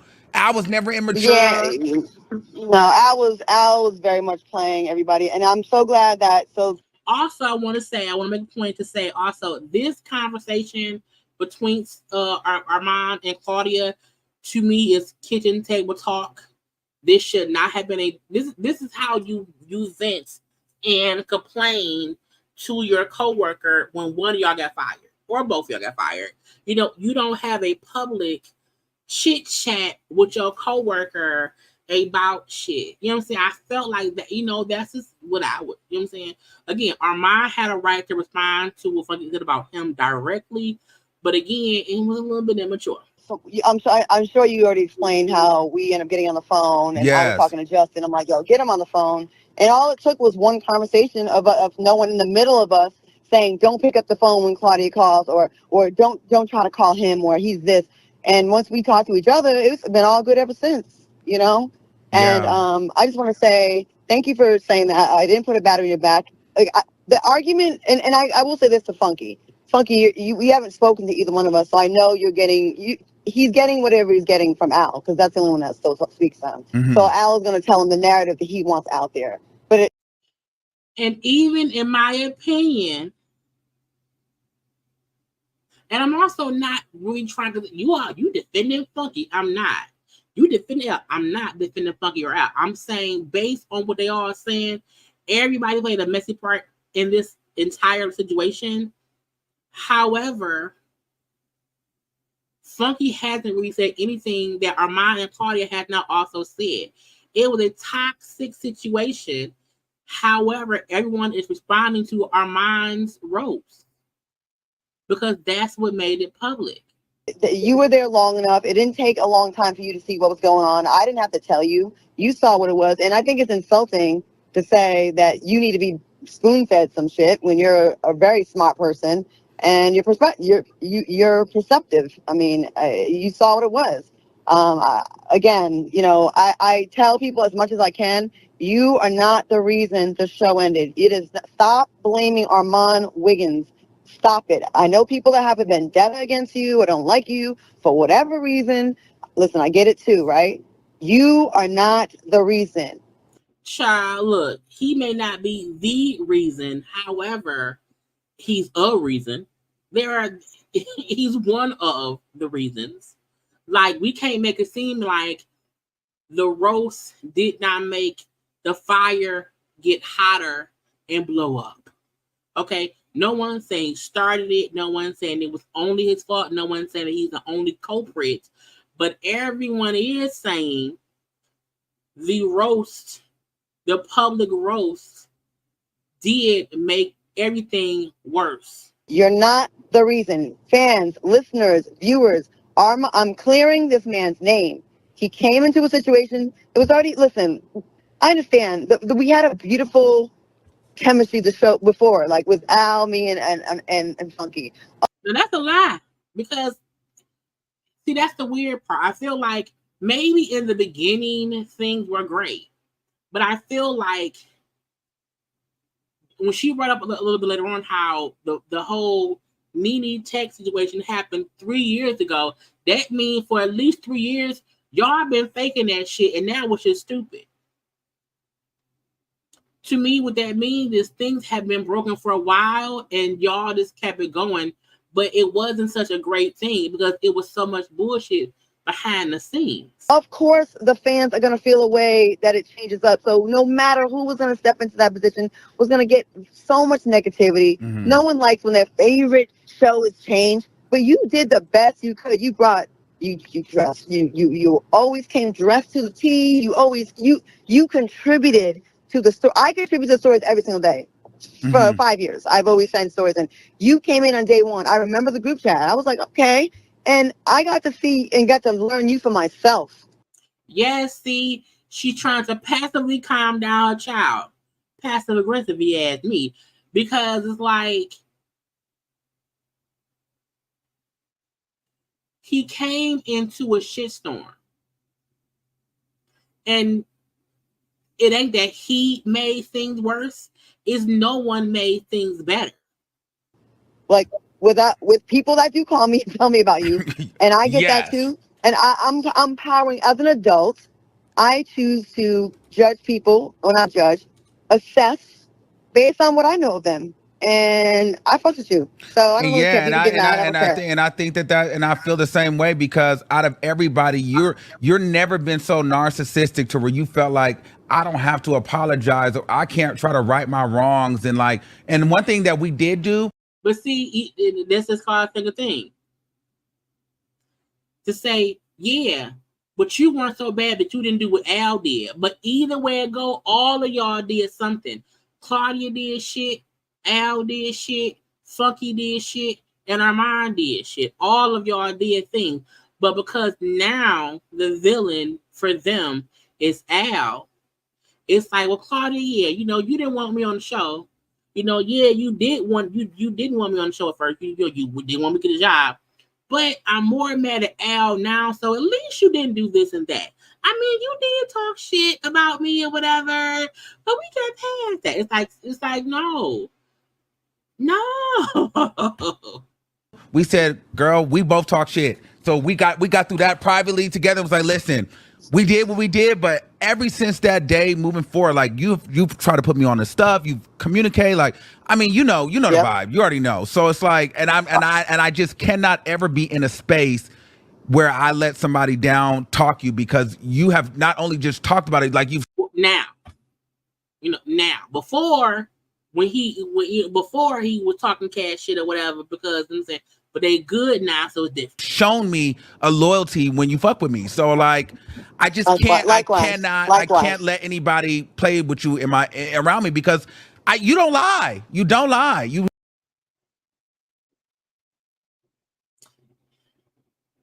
okay. You have not lied. I usually will have a receipt. I will say, I'm going to address some of the people in your chat. Dean Exotic Jock said, Claudia admitted, say it publicly, you didn't like Armon at first, and I will believe it all.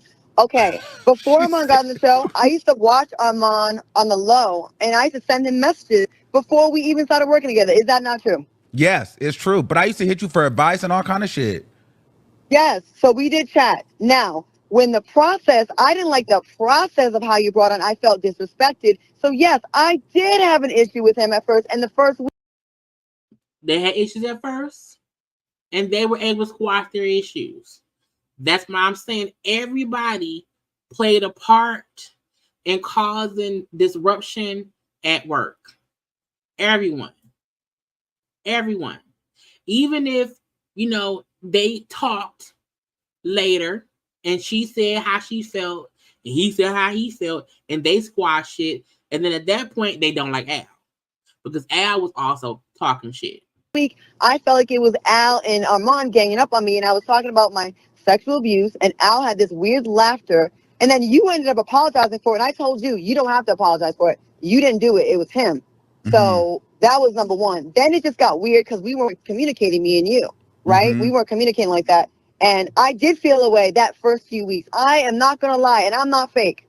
I did not. You didn't fuck with me. I didn't fuck with you. And it's weird because we started off cool with each other before the show. But and you can have that on a show.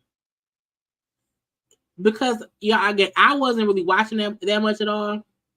But I've seen people say who it was watching consistently, how they could tell, that there were issues. It was clear issues.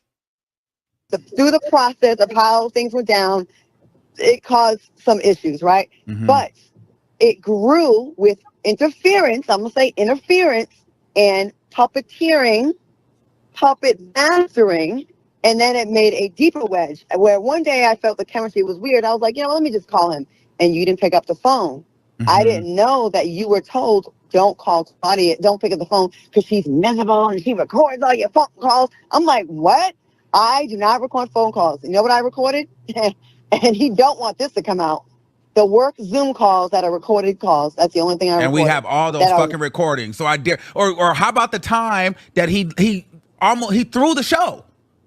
Why no one talks about that? Mad. Where he threw the fucking show. And let's be clear, we didn't even know that. Well, I didn't know that we couldn't say Lunel's name. I mean, we couldn't say Star Jones with the Lunel. No, I was never told that because I never knew that. I don't know where that story came from. That you guys know there was a seat. Nah, I never was told that. I was never told that. I've been there since day one. I was never told that we can't, say her name. We can't say her name, but what it probably meant was not to talk about her. Sometimes it's not as simple as someone saying, do not say my name on camera. Sometimes it's as simple as saying, hey, we're not going to have conversations about Al's marriage. We're not going to do that. So don't have that conversation. It does not mean that someone was told, hey, you can't say Star Jones' name. I do think it was more of a conversation saying, hey, let's not bring up his old marriage because she does not want to be involved in that. So I think that can be, a play on words. I didn't know that. So that's bullshit. And as far as your roast ending the show, let me be very clear when I say this.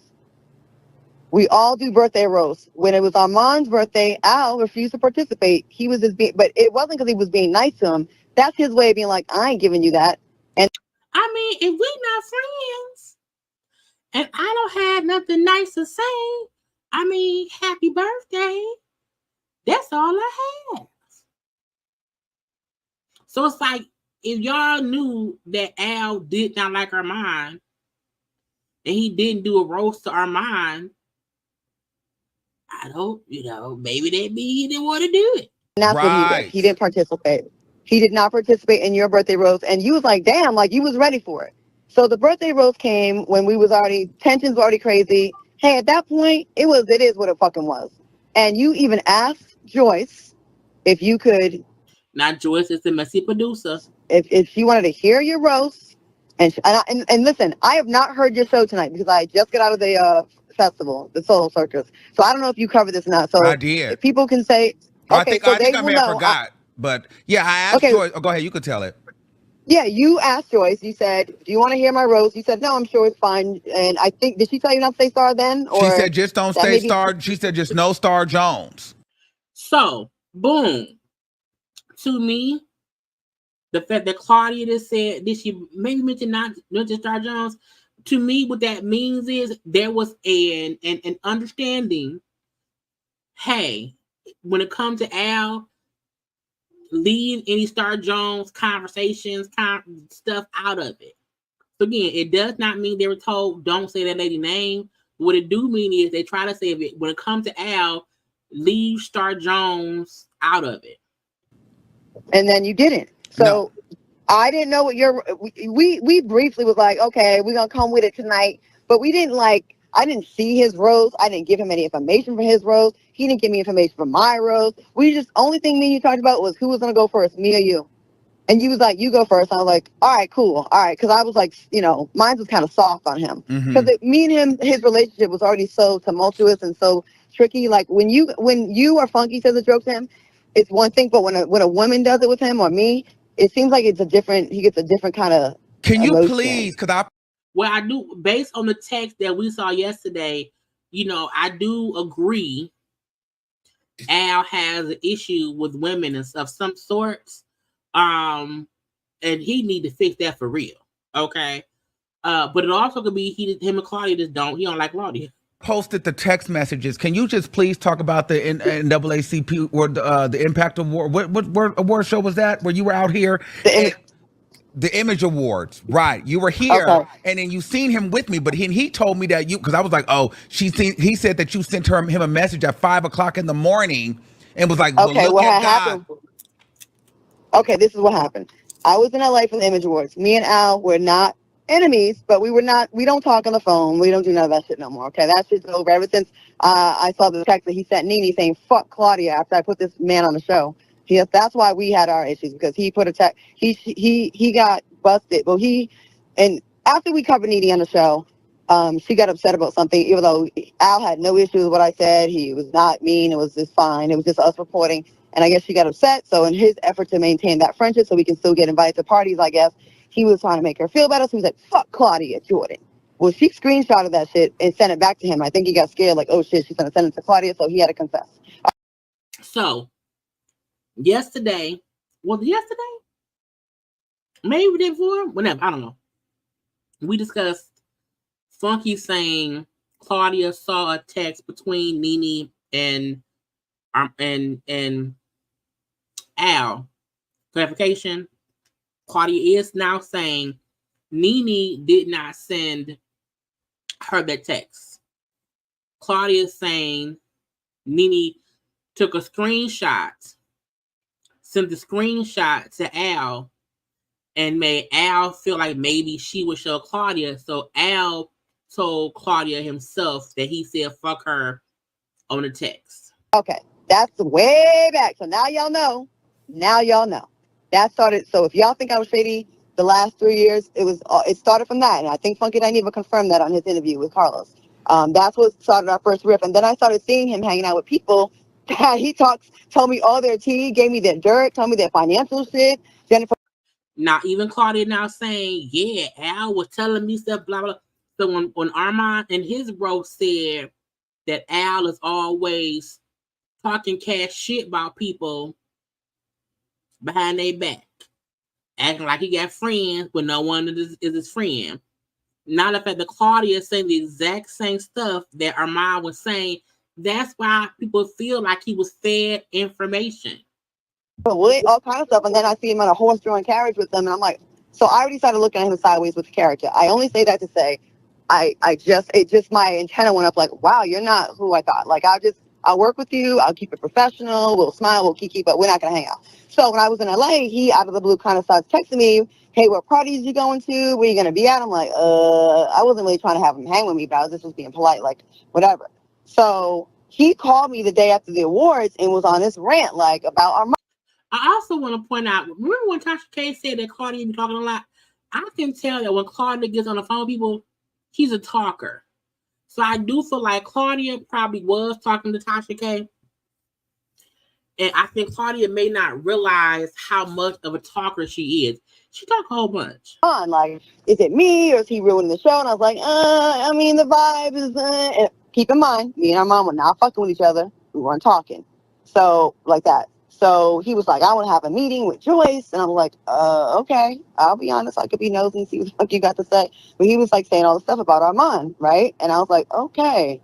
And kind of saying some stuff about some gossip about you. I don't know what you said on it. I told her, I said I went on a date with the producer. Okay, which is not true. I only thought that you guys were cool. I didn't know. The date thing was news to me. So anyways, he said all the shit and want to have a meeting. So I was like, all right. So later that night, I'm on Instagram and I see Armon and Al out. I love you and my bro. I said, oh shit. So then I sent Al a text. I go, look at God. And he told me. And the reason I said that was, I said, look at God, because 8 hours earlier, you was going in on this guy. Well, right, and that's when he texted you. He had a brilliant idea. What was the brilliant idea? Because that's the text message I got up right now. When he texted you and said, I got a brilliant idea on the 17th of March. To kind of ice you out and kind of, just 2-on-1 type shit, ice you out a little bit and make it uncomfortable for you, that kind of stuff. like what he was telling you to do to me, probably. And I'm like, look, if we a trio, and I'm new to this trio, I'm not listening to the one person trying to ice out the other person who's already been here.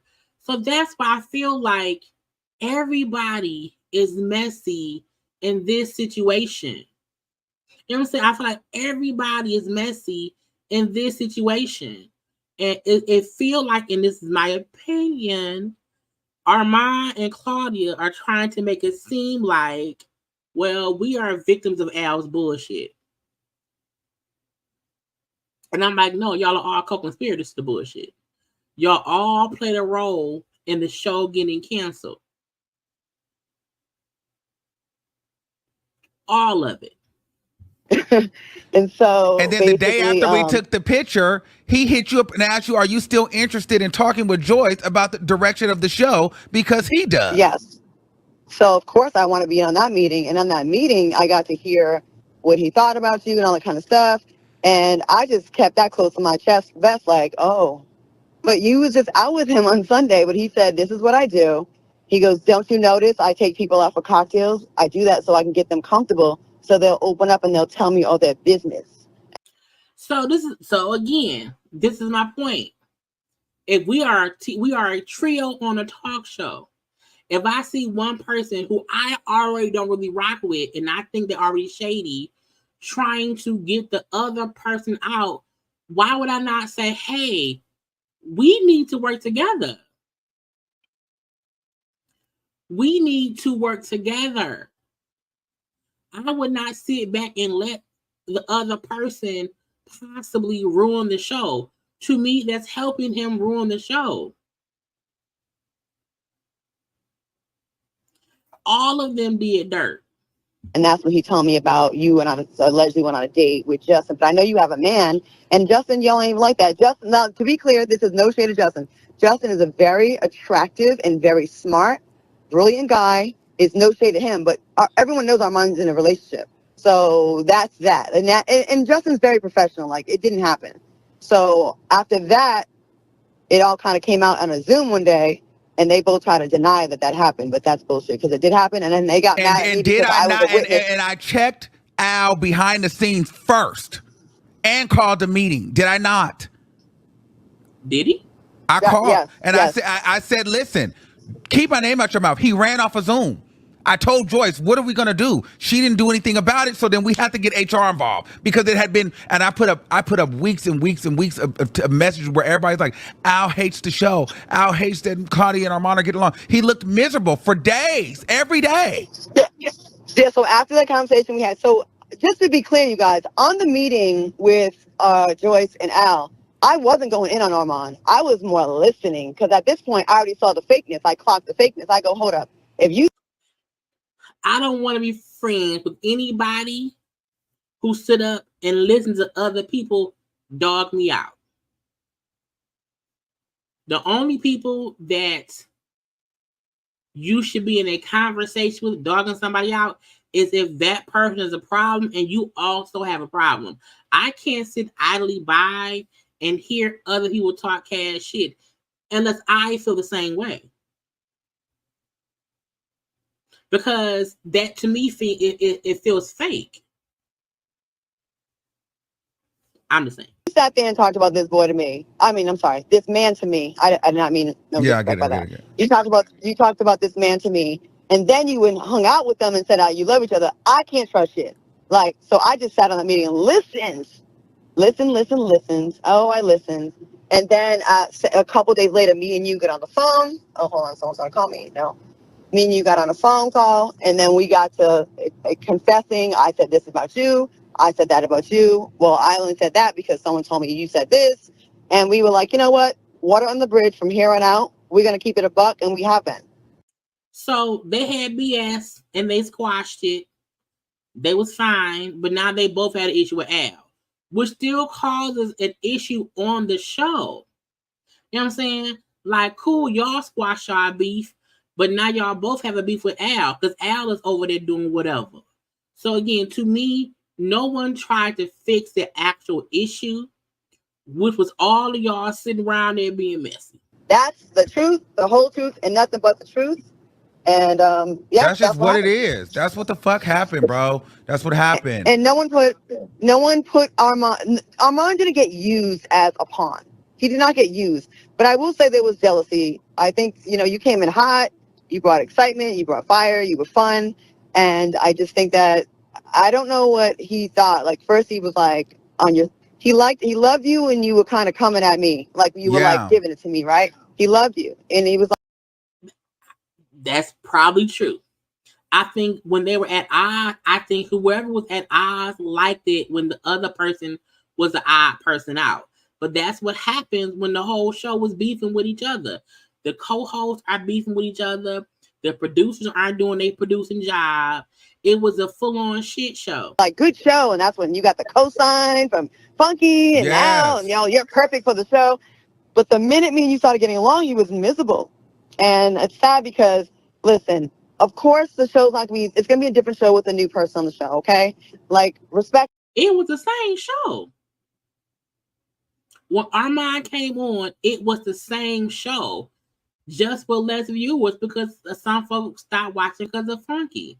But the show was still basically the same show. They still had the same kind of topics. He was still a person who would say things kind of crazy or whatever. The show didn't really change. The only difference is now they both had an issue with Armon. To everybody that made the show TGIF great, but that doesn't mean we can't still be great with a new person. The show is not about the topics. The show is about the chemistry amongst the hosts and then the producers executing good topics.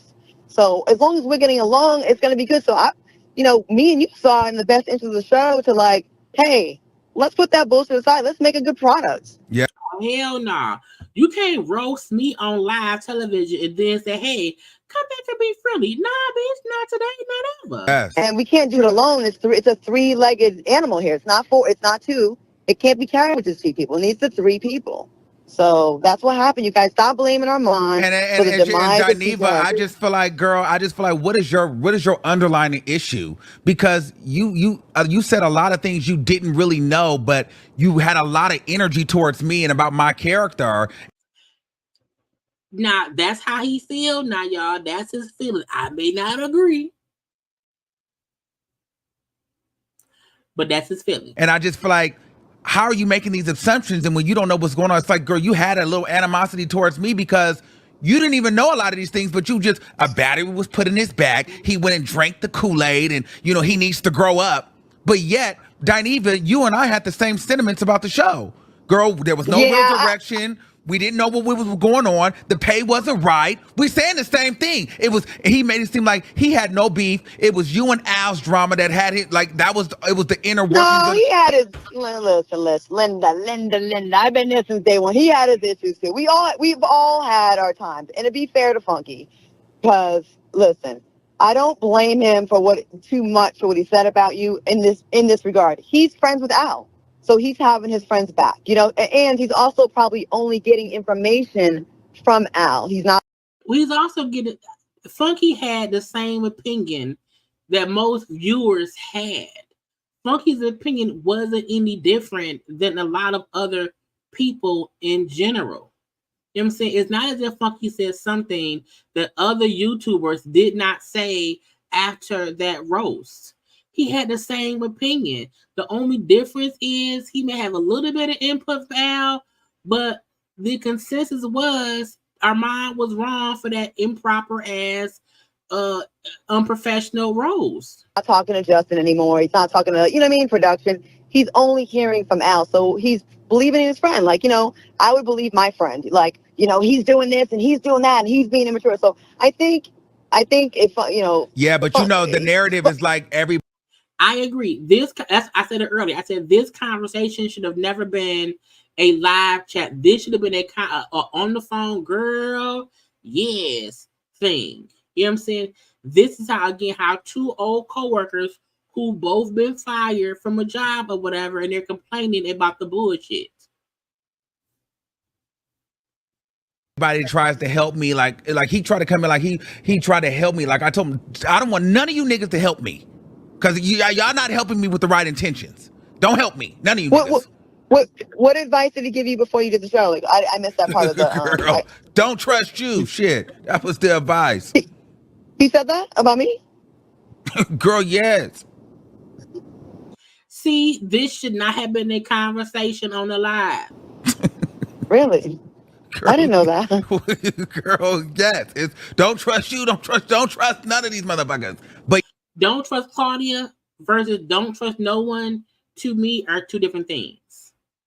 You know what I'm saying? Saying, hey, don't trust none of them was actually true.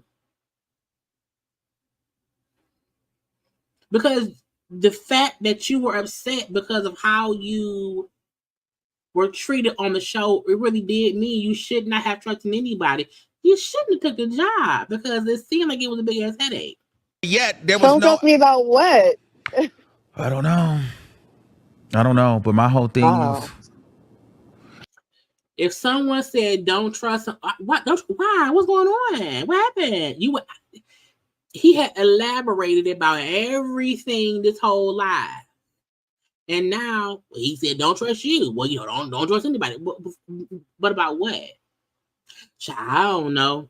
Okay, Armon. Damn, my last message with him was like pretty nice. Like not this show today. Not this. No, this was during that time. This was not now. No, back then. But even back then when he left and we were gonna put Flame on the first week and people with it and Flame wanted to do the show. It wasn't a dig to Funky. Funky said he didn't want Flame on when he was there. But like Flame is my friend. I'm friends with Flame. And once you're gone, like you can't really say who's on the show.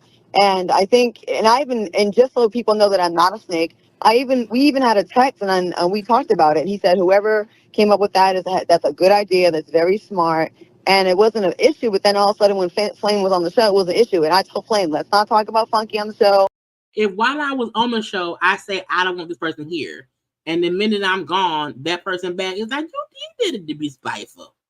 You did it to be a little bit spiteful. I don't want no shots fired at Funky. And Flame was respectful of that. Like, she didn't do that. So, listen, no matter where we are now, I wanted Funky to be on the show. I wouldn't have asked him to join. He was amazing on the show. And, the Al that I thought I knew was, he played good with Funky. It was a good piece. But then when Funky was gone, he wasn't as good. Like, he was good when he has someone to play off of, like a Funky, but not on his own. He's just not. He's just not giving. He struggles with simple words. And, Funky made him great.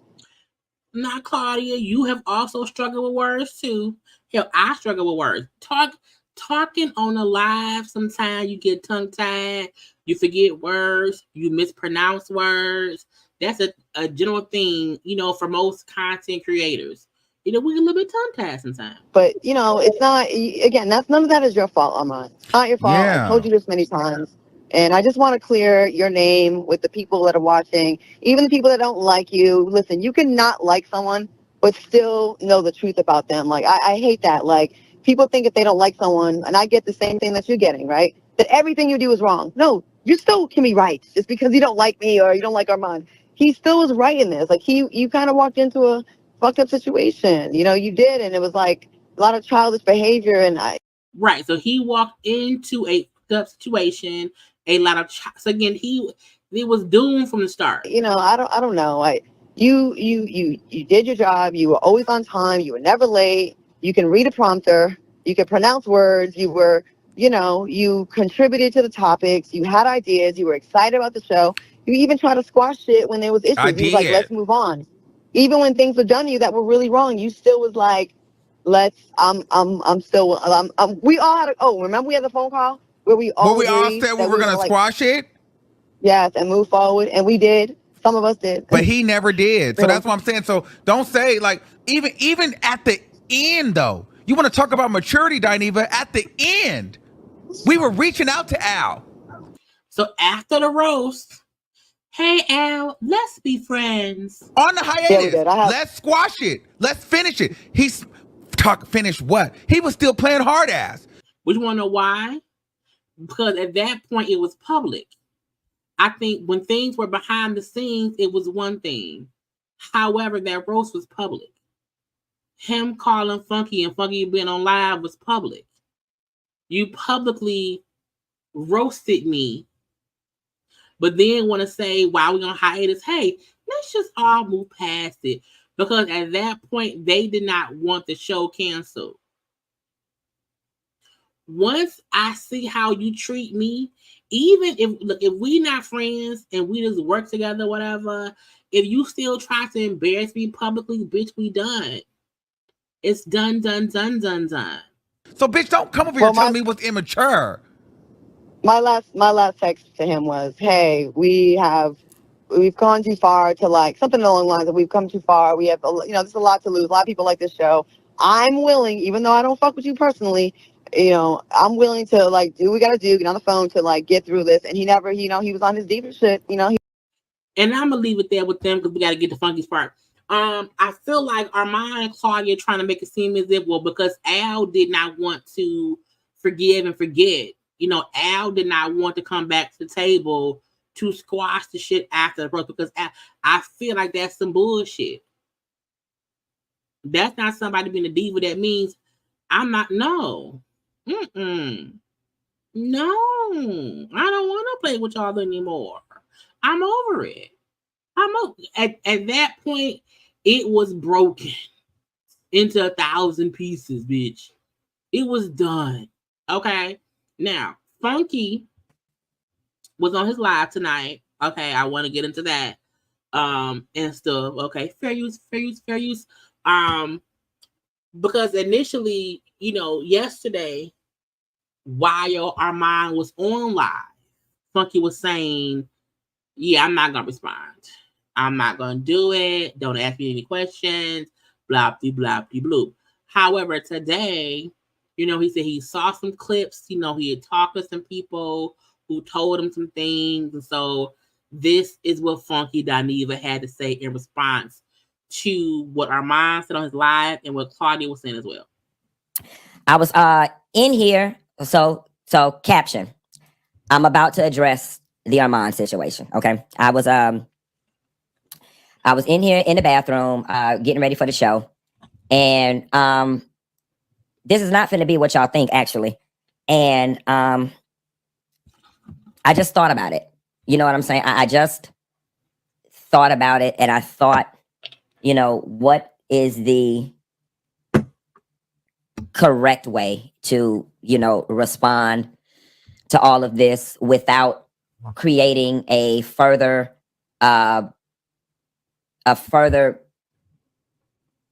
crap storm of the situation. And I'm gonna start off by saying, honestly, I'm not even upset. After Armon, Funky has grown, child. Because y'all know, before in the past, he would get on here and start cussing and fussing at people. So even though Funky has been very messy in the past, he's had his own issues in the past. He is not perfect. He's made mistakes and blah, blah, blah, blah, blah. I do feel like the way Funky is handling this situation, it does, in my opinion, show some maturity. Now, could he be playing puppet string master and just dangling things to piss off our mind? It's possible or whatever. But in my opinion, Funky took the mature route. Even in his response and calling Armon out, he still did it in a way that should not cause more mess. Okay. After seeing Armon's or bits and pieces of his emotional response, it's very hard for me to even be upset with him because it just came off very childlike. And from where I sit, meaning up on my perch, bitch. Okay, I am up here sitting above the drama. I'm fighting above all of the drama. I don't want to do it. Okay. From where I sit, it literally would be the equivalent of me being upset with one of my nephews. You know what I'm saying? It's to be quite honest.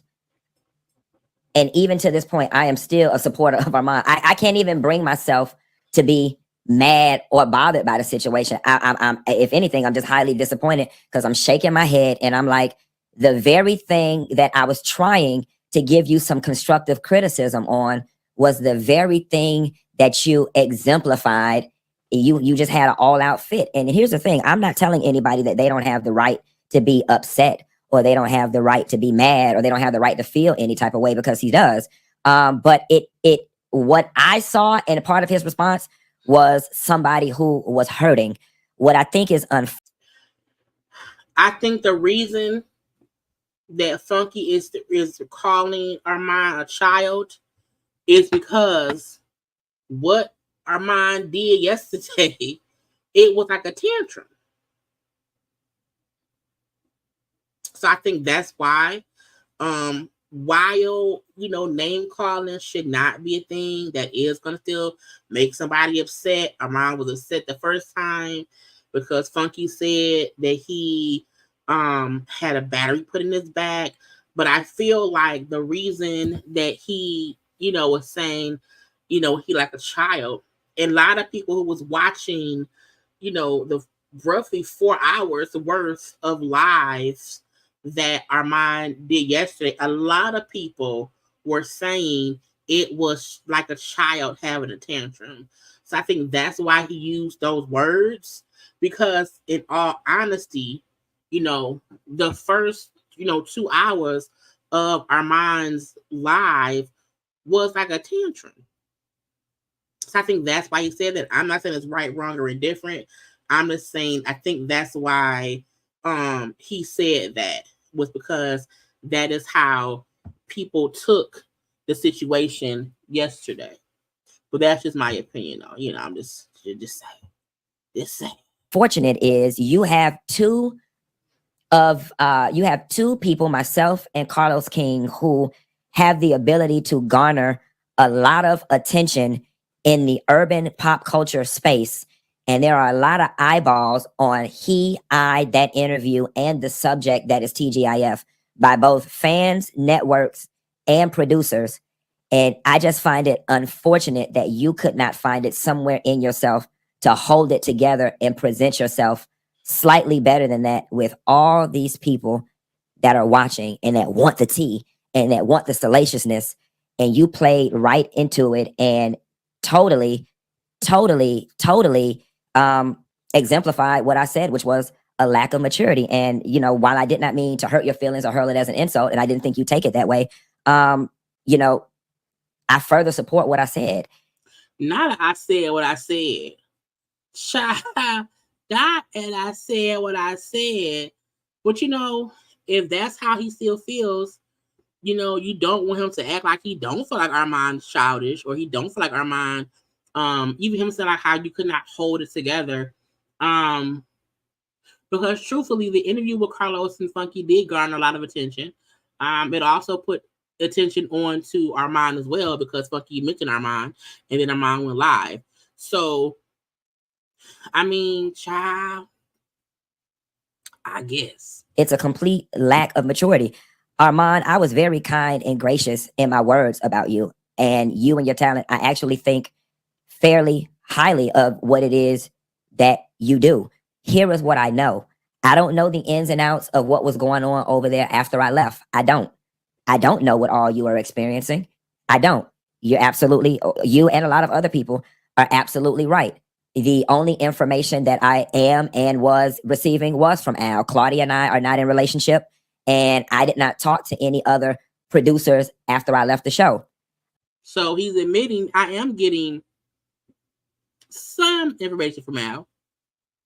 So, yes, maybe my opinion is a bit skewed because it's only come from Al. But again, I just feel like Funky's opinion did not differ from regular fans of the show. So there is a world where my perspective on things can be a bit askew. However, coupled with what I experienced while I was there, while it may be one-sided, I highly doubt that it's so one-sided to the point where my assessment of it still was unfair.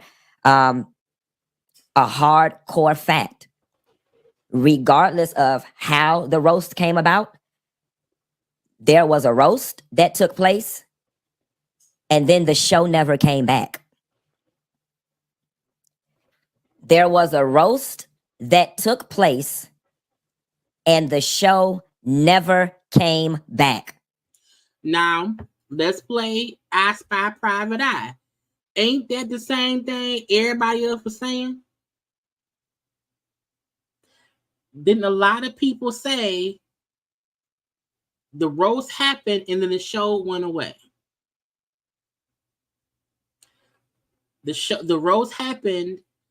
People watching the roast felt like it was messy in general. People who wasn't the only reason people knew that Al caught into Funky Live was because the blogs picked it up and that then added to the story. So I feel like, again, my only point, I'm not defending Funky Al, Funky Al, Armon, or Claudia. All I'm saying is, as viewers of the roast, we said the same thing. That's all I'm saying. So it is reasonable for one to conclude that the roast was a contributing factor in the show not coming back. That's an irrefutable fact. There was a roast and then the show never came back, unless I'm missing something. I did not watch Armon's video. I got a couple bits and pieces from friends. Me personally, I don't torture myself by sitting back and watching things where people are just going in on me. And again, let me be clear. I did not watch Armon's full 3-hour live, or it was almost 3 hours, or the almost 2-hour live he did earlier in the day. So I did not sit and watch the full roughly 5 hours of Armon talking. Even I got, bits and pieces. I got 15 minutes here, 20 minutes there. Even I didn't fully watch the full thing because it was too much for me to digest, because I was like, child, it seemed too much. But if it was about me, I possibly would have watched. But my friend did send me a clip at the end where Armon was crying and he was saying that nobody knows what he was going through and that he was catching it on all ends or both ends or something to that effect. And I 100% agree with him. And the position that you found yourself in, Armon, was the very position I was trying to prevent you from being in. Hence why I gave you all the information that you needed to navigate that space. See, the unfortunate thing is, you've got one person who has made it their life's mission to be in all the comments, responding to all the blogs, doing all the interviews, the first person to break the news that the show was canceled before the show was even officially canceled. Child, now he on Claudia. Child, get Claudia pussy.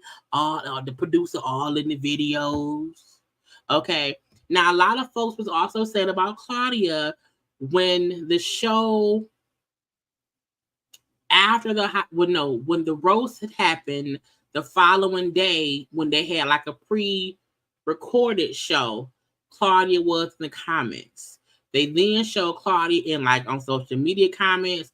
So Funky saying, somebody, Claudia, was around here being the main one talking, because remember, initially Al wasn't talking, Armon wasn't talking. Hell, Funky was not even talking.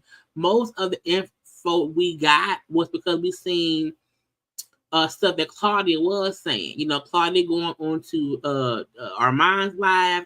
So Funky making it seem like, okay, well, Claudia the one out here with her fingers in all the pots. The only person doing all the talking. You notice everybody else is quiet. And thus, that's the person driving the narrative.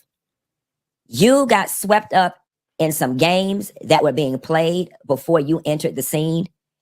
And you made the choice to align yourself with the very side. And I'm going to reveal some stuff here. You chose to align yourself with the very person when you were auditioning who went to the execs and said what? He does not like women. I feel threatened when working with this person. This person is not a good fit. Not spilling the tea, child. But again, we now know that Claudia did say, I want a banana. Hey, using the bananas tomorrow.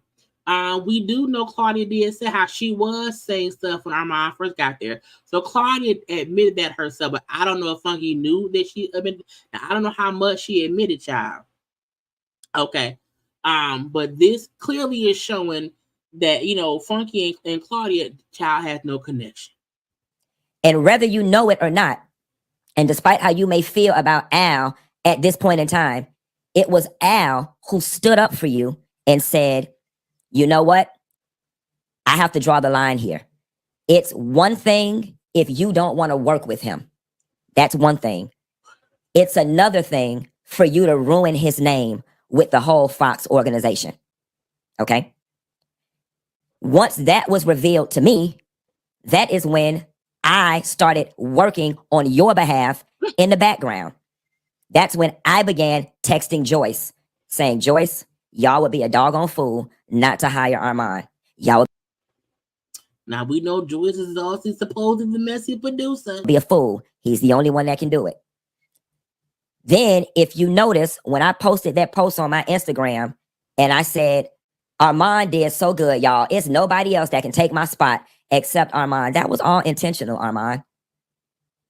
That was all intentional. That was me and Al working in the background to get you the job because she was working so hard for you not to get it. The PTSD from me being there, you even told me that she called you and said, don't think because you got a YouTube page and you got a YouTube following that means anything over here. The same one who said you were talking to me. Well, yeah, Funky said he did not watch the full live. So a lot of people are, saying their piece because they didn't have time to watch, all of it. You know what I'm saying? So much that you need to dial it back, that you needed to fall back. You can take what I gave you. You can take it any way you want to take it. Based on the experience that I had there, I felt like I was doing you a service, not a disservice, by disclosing everything that I experienced when I was working there. Unfortunately, somehow or another, you were able to get swept up in a game that was much bigger than you. And honestly and truthfully, I felt like I prepped you good enough for you not to have got swept up in that. And that's the sad part I think people are missing. Funky's point, in my opinion, is not Armon was a pawn, but Armon was literally in the middle of something that had nothing to do with him. I think his point is you came into a bad situation and I tried to help you the best I could to not get caught up in it. But because of what we see going on, we now see you ended up getting caught up in it. You know what I'm saying? I feel like, again, Armon said to, I think everyone, Claudia also said, there was already, BS going on that show that did not even involve Armon. I think Funky's point is, I did not want him getting caught up in the shit I just walked away from. I thought I was helping him. And for whatever reason, Armon was not able to avoid the bullshit. Ended up being at odds with Cardi at some point, at odds with Al at some point, and then he ended up getting sucked up in the bullshit within 6 months. Again, Funky left in December. The show came back, sometime in January. Armon said he was hired, officially in March. The show was canceled in June. So I think, it is not even, thank you, Felisa, for the super chat. I wanted a banana. I don't know why. So I had to taste for a banana. I'm going to get some bananas tomorrow. You know what I'm saying? But I think the point that Funky is making, in my opinion, and again, I'm not trying to, and I need y'all to understand, when I'm explaining my points of view, it's not to defend Funky or Al or anybody. It's me explaining my thought process or whatever, okay? And so again, for me, I feel like Funky's point was, I knew what shit going on there. That had nothing to do with you. I tried to give you game enough so that it would not affect you and you can be neutral. But you still was there and you still ended up getting in the drama. I think that's Funky's point. And I think what I see in you is also what I see in a lot of younger gays is that they cling to these women thinking that these women gonna take them somewhere. And honestly and truthfully, you got swept up in her game, and collectively that game caused that show to get canceled. Now Funky is blaming Claudia. You hear me? Now Funky is blaming Claudia for sure. Okay. But we know that Funky and Claudia, has a rift within that. However, Funky wasn't there no more. Again, everybody wants me to speak on Al and condemn Al and all these different things. Listen, I am pretty sure that there is enough blame to go around. The stuff that is being said about Al, simply, I was not there. Okay? I wasn't there. I was not there. So whatever it is he's talking about between the time that he was there, I don't know anything of that. When I was there, Al by himself was not the problem. All right? There was enough blame to be spread amongst everybody, if we're being honest. But when I was there, Al by himself was not the problem. Again, what transpired between January and that time that show got canceled with Al, I do not know. So I cannot speak on it. But I just find it unfortunate that even in me giving you some, what I felt to be constructive criticism, Armon, that you still found a way to uphold the very thing that I said, what was holding you back. I hate that you went out like that. I really do. Because at the end of the day, while you were upset and you have the right to be upset, and you endured your own set of whatever you endured, and I give you credit, you did walk into the middle of a SHIT storm armed with enough information. I honestly wish you would have just remained neutral and stayed out of it. That really would have been the best course of action. Sometimes, when you go to a new job and you see the two coworkers bickering, bitch, don't pick no side. Go eat your lunch. When you see the two managers, fussing at the water cooler, honey, go outside on a smoke break. All I'm saying is, if you see there is trouble on the horizon and it has nothing to do with you, if you can avoid it, avoid it. Don't try to find out what's happening. No, stay out of it. Because you came into the situation in the middle of the story, and there is 2 years and a half, almost 3 years of story that happened before you got there. And that's what I was trying to. Y'all keep listening. To give you, Armon. And the very thing that I was trying to prevent by giving you the information is the very thing that you fell victim to. And I still think, based on your response, you don't even see how you got played in all of this.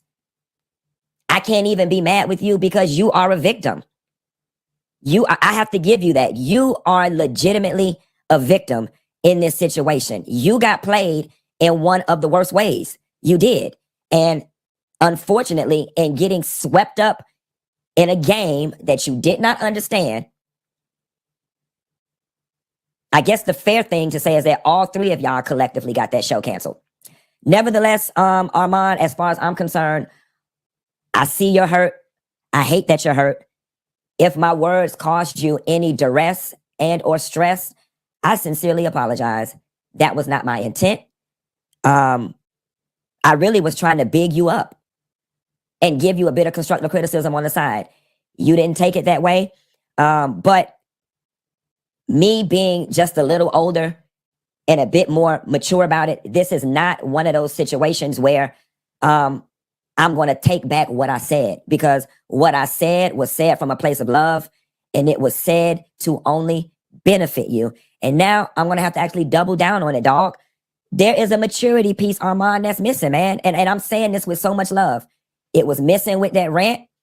And it was missing with your response to me. Yeah, you got one off. You got one off. You did. You read me for filth. Yada, yada. You feel good? I hope you do. But you're not going to get nothing for it.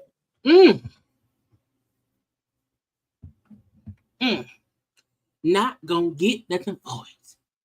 But the fact that Funky apologized, like, I didn't mean to offend you. If I'm sorry. I'm sorry. That's the thing. And like, people are watching.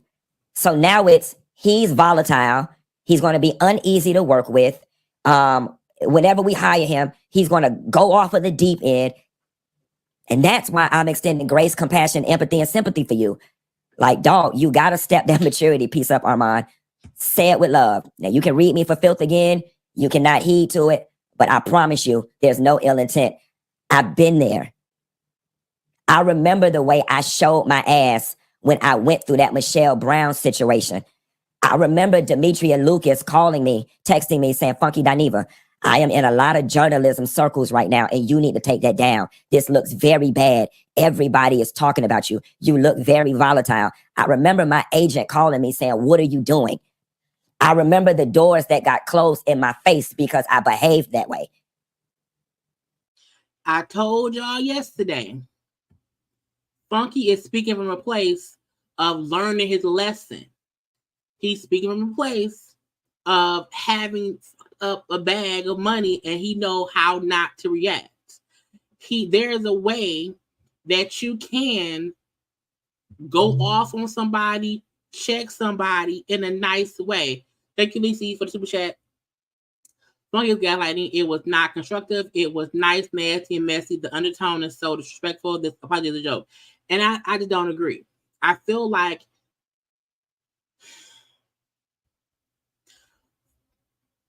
people at times don't understand that Funky's only point was Armon is great and talented, but how he reacts in these situations is childish. That was Funky's first point. Even him now saying, I don't have an issue with you. I tried to help you to avoid the exact thing that you're going through, and you still end up going through what I tried to help you avoid. I don't think, is it nice, nasty? Sure. But in the corporate world, when you go off on somebody, it's supposed to be nice, nasty. When my boss pissed me off and I got to cuss ass out, I'm very nice, nasty, because it's a professional way for me to let you know, hey, you pissing me off right now. And I can't say, fuck you, bitch, but I can say, per my last email, see below. And that means, fuck you, bitch. Go to, you know what I'm saying? Like, there are ways in the corporate world when you have to do with bid and shit. You are nice, nasty. I think he's and because we've seen Funky do crazy go off situations, I also feel like some people just don't like Funky. You know, some folks say, why won't he just say sorry? He then say sorry, y'all. Said I wasn't, you know what I'm saying? So I think some people just don't, and that's fine. If you don't believe him, that's fine. But I still feel like, hey, sometimes you are nice, nasty, and sometimes when people have seen, that's why I always say sometimes you can't even give people your own tea because they will use that as a reason to fault you in your future. You can't say, well, Funky used to do A, B, C, D, E, F, and G. It's like he did used to do A, B, C, D, E, F, and G, and he learned a lesson. Some people know to use condoms because the time they did not use a condom, they got an STD. You won't know the worst thing that can happen by not using a condom unless you don't use one, and you have to suffer the consequences. You then know, hey, wear a condom. You know what I'm saying? So we have to understand most lessons are learned via the mistakes we make in our past when we young and dumb, and when we older, we can say, hey, don't do that. That ain't how you do it. Because I did that way and it fucked me up. Thank you, staff. J75 for the super chat. It's not that people that don't like Funky. People don't like his selective sanctimonious attitude. And I can understand that. But it's like, what y'all want him to do?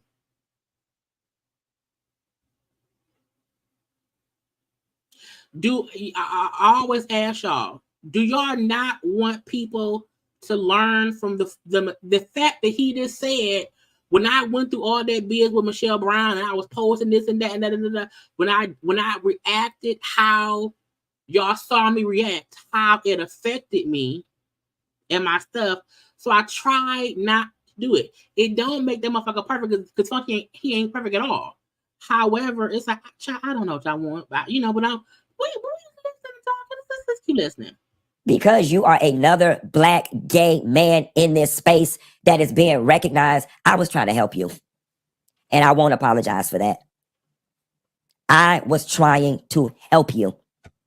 And I'm still trying to help you. Like I said, I'm not mad. You can pick up the phone today, tomorrow, and call me. And I promise you, we can talk about it and go get a drink. Black man, I want you to know, I see your hurt. I'm sorry for anything that I may have contributed to that hurt, but my intentions were pure. And I hope that we can get past this. Because like I said, I don't feel no ways tired about it. I'm not bothered. It didn't move me none. I get it. And I just wish things hadn't been the way it was. With that being said, that's all I got left on it, y'all. That really is all I got left. And now that was a lie because he said most stuff. Okay. Thank you, Lisa L, for the super chat. I get your perspective. It makes sense. But Funky and Armon are one and the same. Who is he to tell Armon he's immature? Now that I can fully get that too. You know what I'm saying? I don't know Armon well enough to know what I know of Armon, what I've heard from other people is he falls out with people. He has these rants. That is what they say he did this time as well. And the fact that Funky did not go off how he usually do, to me shows he at least took one step away from how he used to react. You know what I'm saying? I know now, I don't know about Armon's opinion on people. I'm not saying that. I'm just saying how this situation is being handled on all aspects could have been done, differently. Not saying Funky perfect at all. I'm not saying that at all. I'm just saying that I get it, okay? But Funky had this posted on his page. Now, because somebody, I don't know who was, but somebody in the comment section told me Funky made a post on his IG page, child. And because I am a queen at editing, child, I then pulled it up and got it up here for y'all, honey. I want to be sure you didn't add nothing else. Let me be sure. Okay. So he added this first. It's about 5 minutes, y'all. Let's lit son. Because I don't know what he said, y'all. This gonna be a first for me and y'all. I am sitting in my house and I'm just like reading the comments on my last live and just piecing things together. And I am in this house. And again, he posted this on his IG. Laughing my behind off because where I am right now mentally definitely feels like that position that Portia was in on the Real Housewives of Atlanta, where her and Phaedra got into it about that stuff with Candy, and Phaedra lied about where the information came from and had Portia up here looking stupid. I was going through the comments, and the overwhelming majority of a lot of the comments are saying that I'm gaslighting. Child, look, I am a one-woman show. If y'all are new here, okay, look. Little Slim Jim snack, little protein in my system. If you new here, okay, I'll be on it. You hear me? Y'all better subscribe. You better get you one of these. Get you a what? A JayLeesCorner. You better get you one of these, girl. A subscription to JayLeesCorner. You hear me? Okay. When I get it, I get it. I got 2 phones, 4 iPads, 18 computers, 13. I got it all. But we look, because you have to get the people the information. You hear me? Okay, you have to give the people the information so they can make a uniform and informed decision on what's going on. Armon and that I'm refusing to call out Al. And I'm like, okay, so many people are saying this, like something has to be a little off, or there is a piece that's missing that either is not connecting with me or not connecting with y'all. So let me just clear up one thing, and so we can all try to get a little bit of understanding. Okay. Everybody is saying Al is a snake, and why don't I call out Al? I am completely being honest here, and it has nothing to do with friendship. It has nothing to do with friendship. Up until the time that I left, there was nothing for me to call Al out on outside of what we've already talked about, which is the text messages, so on and so forth. I'm seeing things in the comments about investigations, Al allegedly talking to HR, trying to get Armon fired. Now, again, that was stuff we watched in yesterday's live. Come on now, and I have a full-time job, child. That's why I'm usually want to be done by 11. I got to get up for work and do my full-time job tomorrow, a full 8-hour job, okay? But yeah, yesterday, Armon revealed that Armon and a few other workers at Foxo or TGIF, okay, went to HR about Al and how Al had tried to get Armon fired. Okay, so I got it. Thank you, Lisa girl. I got it. That's up next because he posted this first and then he posted a text. You hear me? So that's Funky saying I did not even know that. So again, because he did not watch Armon, the only reason I caught Armon speaking about the HR stuff was because I just happened to be on that part. Armon probably said most stuff I have not seen yet, child. So I know Funky did not see it either. I am here to tell y'all at 11:25 p.m. on August 8th of 2024, I do not know nothing about that, and I did not know nothing about that. Which means Al didn't tell him. Al didn't tell him. A lot of people are saying, I need to watch Armon's video because he posted some receipts. That's all fine and well. I don't indulge in trauma porn. I'm not watching nothing with somebody going off on me. You can Shy, because he was going off. Yeah, bitch. You ain't shit. Fuck you. Okay. Tell your mama to do that. Okay. But your mama. If anybody wants to call me and explain to me what I'm missing, then I am open to hearing it. But as far as you need to call out Al, I don't know what I would be calling him out on at this point because I was not there. You know what I'm saying? Yes, he and I communicated and he kept me abreast of things that were going on at TGIF. And, as with anything, people tell the stories from their side. They do.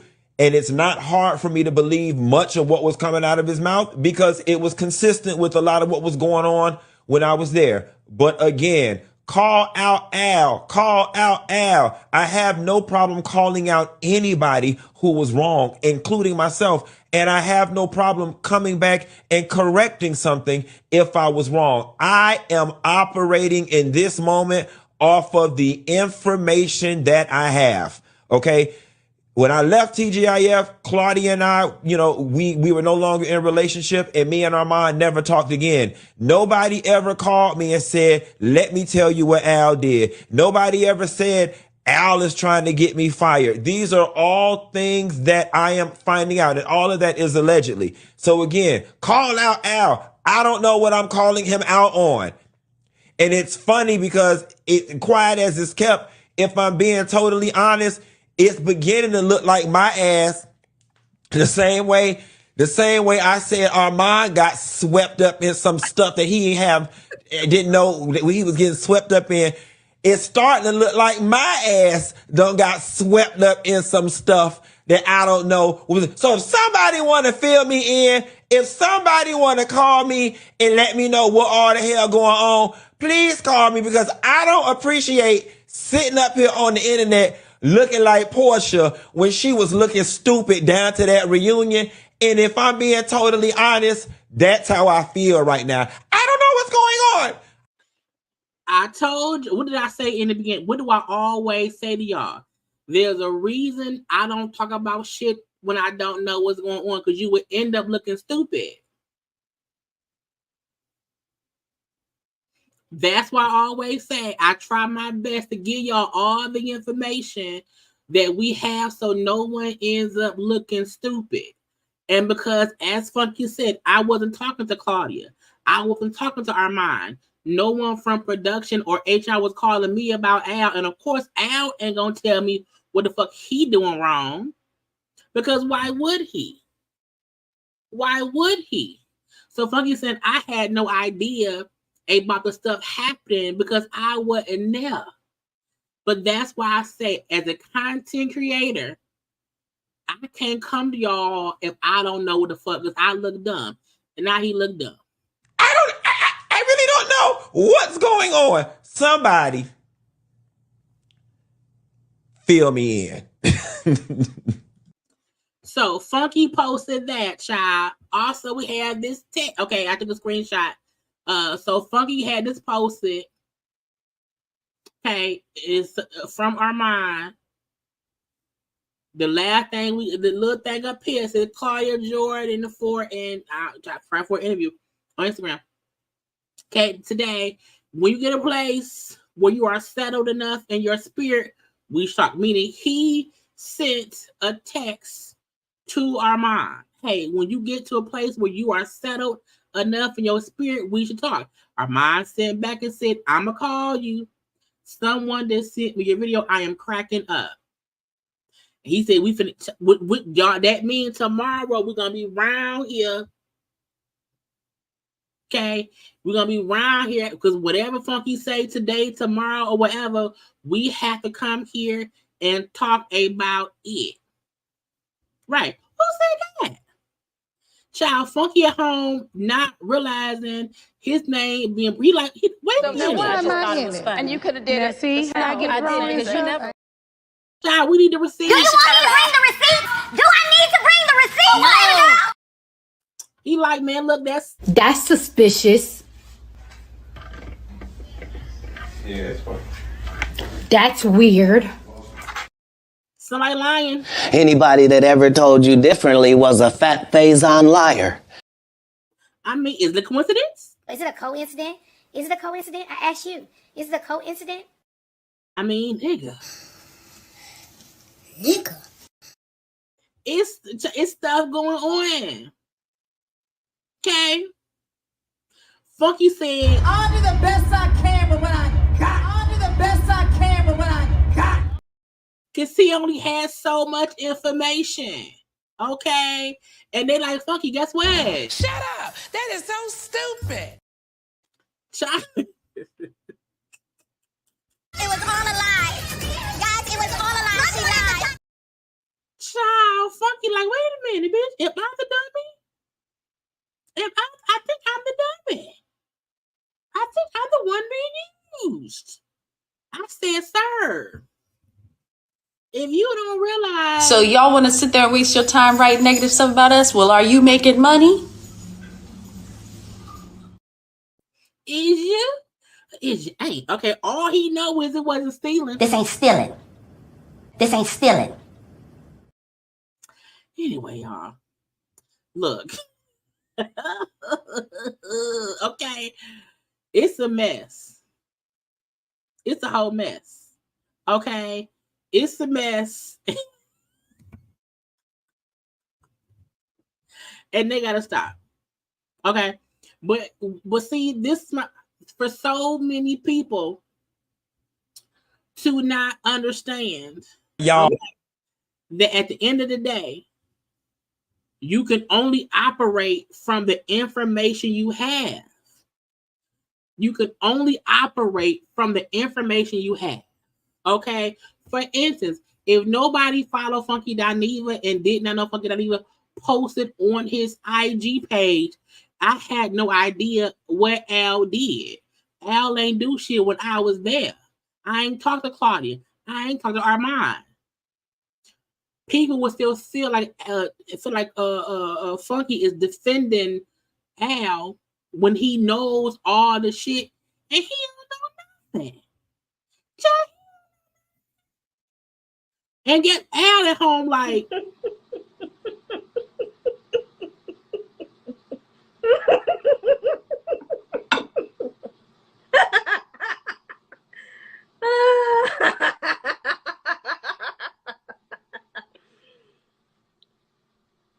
wow.